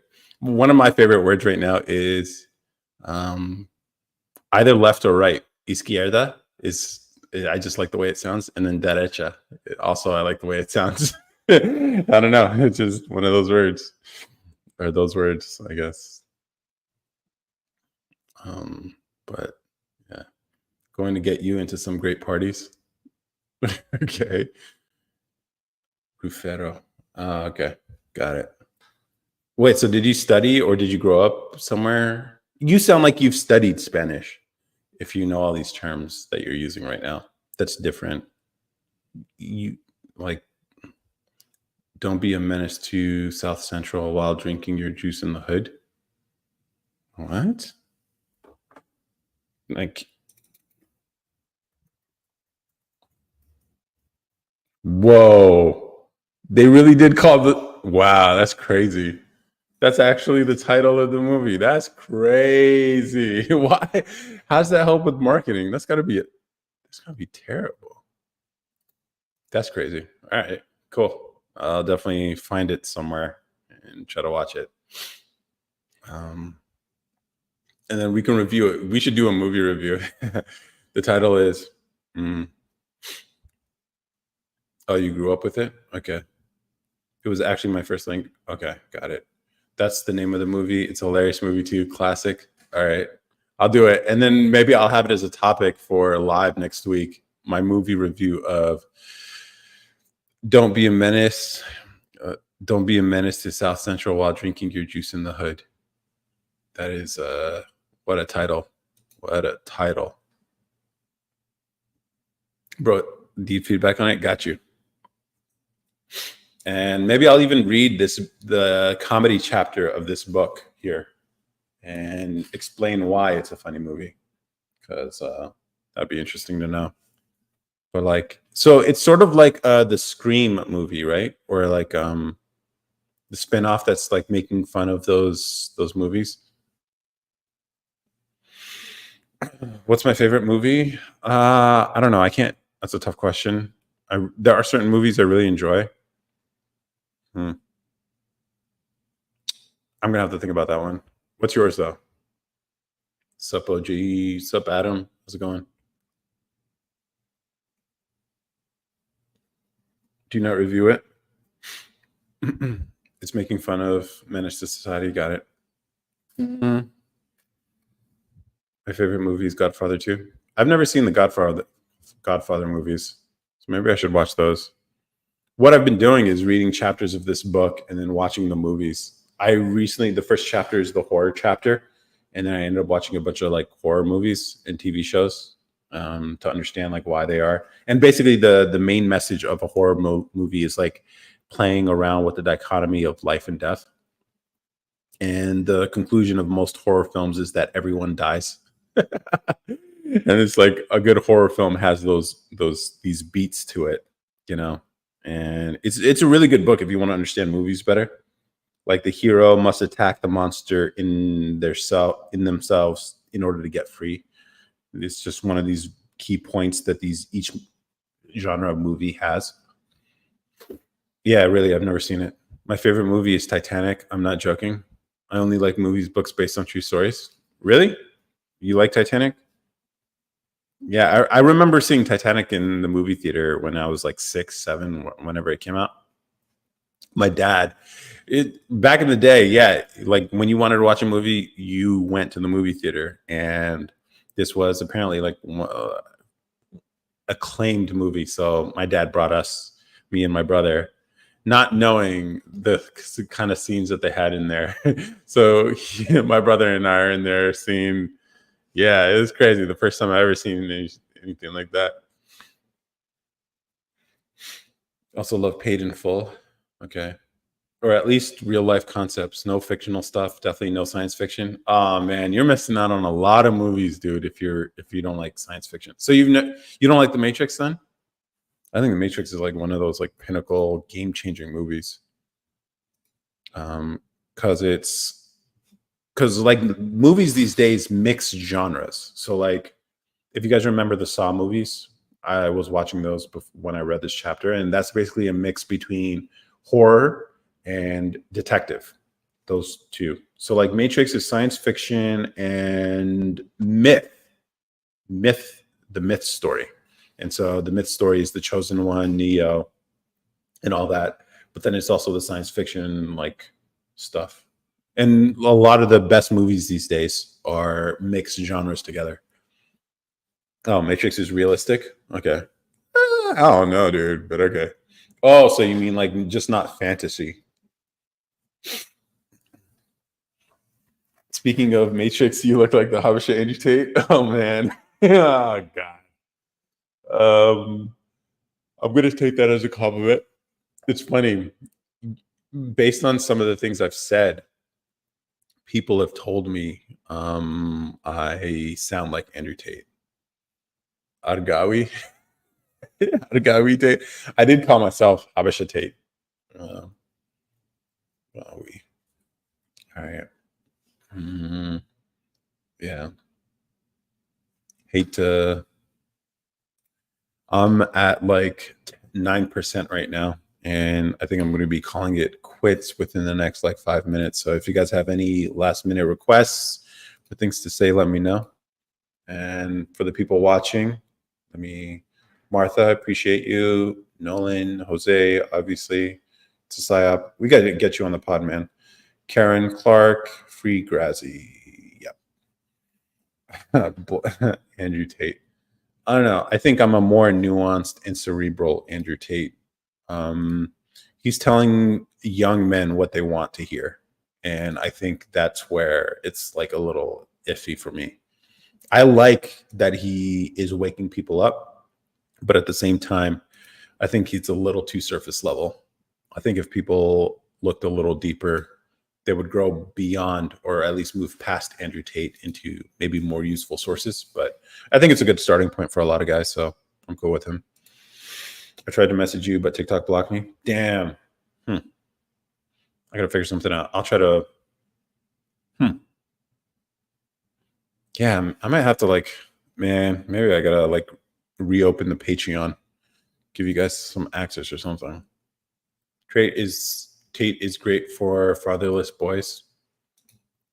Um, I don't know if yeah, I know you're trolling, but like, it's okay. That's could be true actually. My username on Discord is copy. Okay, let me just do that right now. This, you know, that's a good point. Maybe Discord should be the main communication for me, because we invited, like, I don't know if you guys remember um Pink Taco and Poohole, who were on here before. And we got Pink Taco on the podcast for this week. This week's episode published today. Rafi. All right. I'm gonna send an invite right now so I don't forget. Copy Kitten. Got it. That's an interesting username though. Not gonna lie. I'm just gonna send you an invite. Let's see. Create an invite. How do I do this? Search, show members. What the hell, man? Sometimes these user interfaces kind of really suck. Let me write it down somewhere. Maybe if I can invite. Nope. God damn it. I hate it when things aren't just intuitive. Let me write it down. Be kitten. Okay. I'll send the invite after this. Rafi Pink Taco. Yeah, he was a guy, a troll from Twitter or from Twitch. He gets banned. He's more trolly than you are, dude. They would give you, and he has like a crew of people, by the way. It's him and like 3 other guys who troll people on Twitch. And they came to my Twitch stream one time and they were trying to troll me, I guess, but they fucked with my energy. So I guess they became friends. But then, yeah. And we're trying to grow this troll army. Yeah, you should set up a whole. I thought I did. I do have a server. I think that's what this is called. Server. Invite people. Got it. What the fuck? Let's see. Cancel. All I can do is generate a link. God damn it. I remember doing this somehow. Create an invite. Direct message. There you go. And then maybe inbox. What the fuck, dude? Oh, direct messages. Got it. Create DM. Copy kitten. There's no username here. Kitten. Are you engineer by profession? I guess sort of. I mean, right now, I was an engineer by profession. Oh, all right. Create DM.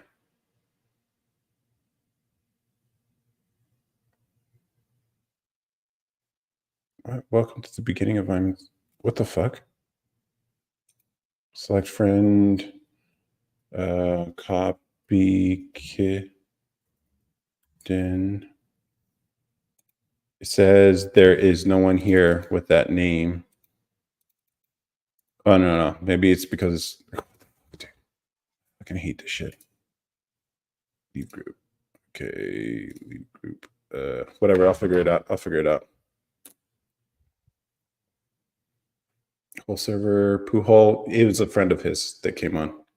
Yeah. I already have a link to the pod. Oh, okay. When is the wedding? We don't have a date. When I clicked the link, it just brought me to like a group call on Discord. Oh, yeah. I got to send you a different link then. I'll figure out a way to like DM you there and I'll send it to you. And will you go live during the wedding? Hell no. Some things should just stay private, bro. Some things should just stay private. Family is one of those things. I don't know. I know a lot of, especially moms, like to like use their kids for social media. It always seemed like kind of iffy for me. It's just like, ugh, nah. 2 ends, 2 cup. Yeah, got it. Okay, cool. All right, guys, enjoy the rest of your night. We would love to see the wifey one time. Never. I was like, yeah, you're never going to be on camera. I don't trust people online, and they're ruthless. Especially, they always judge your girl way harder, always. And I'm like, I don't need you to be exposed to that toxicity. And she's like, man, this ain't gonna bother me. I'm like, yeah, I know, but like, you don't know the amount of hate you can receive until you've felt it. And Jose, I don't know. You tell me if you've gotten the hate from people online, but I have. Like, it's when it comes flooding all of a sudden, because that's how it happens. Like, every person who's sending you a mean DM doesn't realize there are like 50 other people who are doing the same thing. And the first time this happened to me was when I went on Sam Cedar's show on YouTube, the Majority Report, I guess it's called. I called in. I called him. I called him a stupid idiot on basically Twitter, and someone on his team messaged me and like, yo, would you want to come on the show, whatever, and talk about Social Security, whatever. It was a mid conversation by both of us, but a lot of his fans thought he trounced me or whatever. And so then they go to like the YouTube account, they come on here, TikTok, they find you on every platform and they start fucking messaging you out of the blue. They'll even follow your account just to hate on you. It's crazy. And it's like, I'm not trying to expose her to any of that shit. No. These people are awful. We would love to see the wife respectfully. I'm a professional troll, so any hate comments are just funny to me. Yeah, but what about your wife? What if they say it about her? Can she handle it? That's the question. Because, like, to me, I don't say whatever you want about me, but like that affects me. But people who aren't in the game, here's the thing: the way I see it is like, there are civilians, and then there are people who are in the game, who are part of this whole thing. You and I, we're in this, okay? We're choosing to be in this space, but everyone else is just an innocent civilian, okay? We're not trying to do any casualties out here just because, which is why it's always fucked up when some rando gets canceled by the mob, because like, they're not in this game. It is what it is, whatever. That's how I feel about it. So it's just like, yeah. That's why I'm also very sensitive about like when I get people on camera on street interviews and stuff, which, yeah, they're a lot of work, but two, like, I'm not trying to make people look bad. They're not in the shit, and they don't know what kind of how they will be received by the world when I edit stuff and whatever. So it's just like a sort of line I try not to cross. What up, vegan hero? They usually just say positive things about her when I've shown her. Okay, I'm the one that usually gets the roast and trolls. Yeah, okay, that's good. You're pretty thin-skinned to be frank, though. You're pretty thin-skinned to be frank, though. I'm not sure I understand that, but okay. I don't mind the roasts. It's just like some people, yeah. And here's the thing: she thinks she can handle it. And I'm sure she can handle it. I'm just saying, like, some things are just too sacred to not fuck with. Now, eventually, people, if they really want to find it, they're gonna have to do a lot of work. But if you want to find and attack people personally, to me, you're gonna have to fucking put in the work. I'm not gonna make it easy. And so, is what it is. Meaning you're sensitive, you get butthurt. I get butthurt? Nah, come on, man. See, now you're trolling. I see what you're doing here. You want to end it this way, even though I'm trying to get you back up to 50K, bro. We got to get you back up. I got to help a struggling creator out here,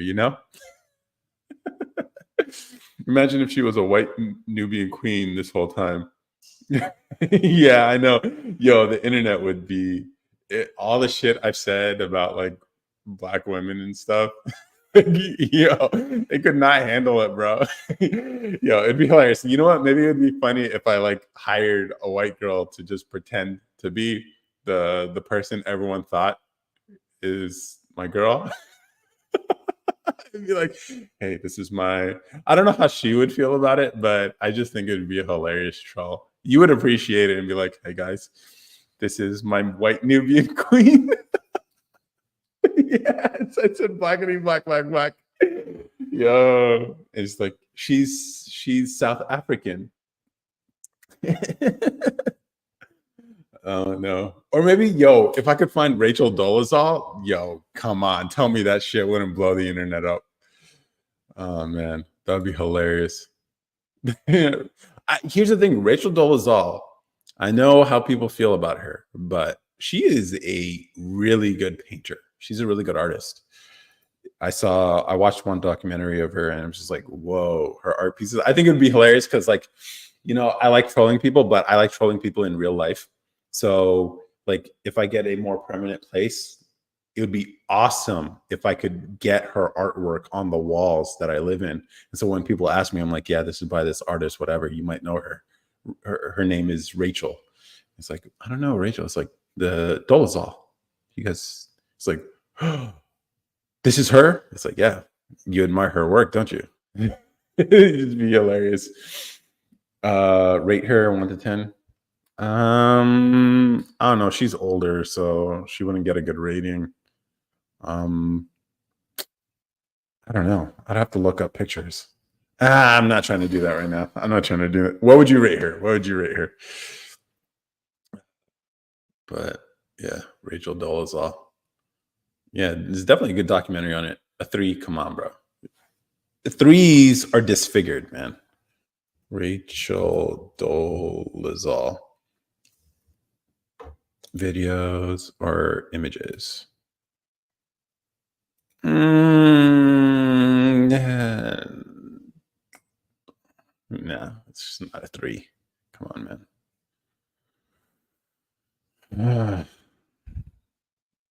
But okay.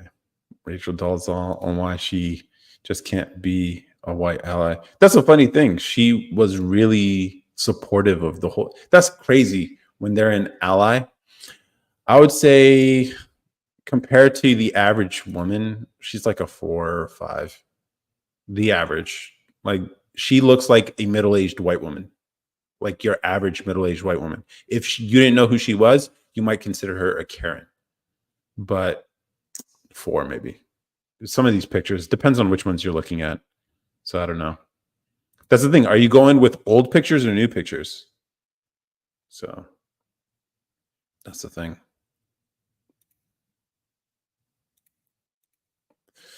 Bella's best place to get a girl's number is a protest. Good point. Very good point. That is game right there, fellas.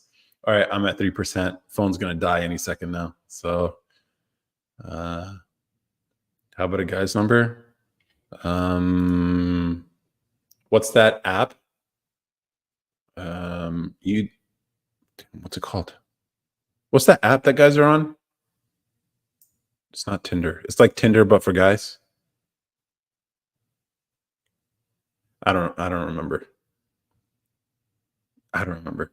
None acts more black than a white person that thinks they've been accepted by the black community. Yeah. I went to a Palestine protest yesterday and got like 7 numbers. Nice. My guy over here cleaning up with the protest. I dig it. Yo, brother. Okay, guys. Phone's literally about to die. Cut or uncut? I'm cut. If that's what you're asking. Not that most guys in America are cut.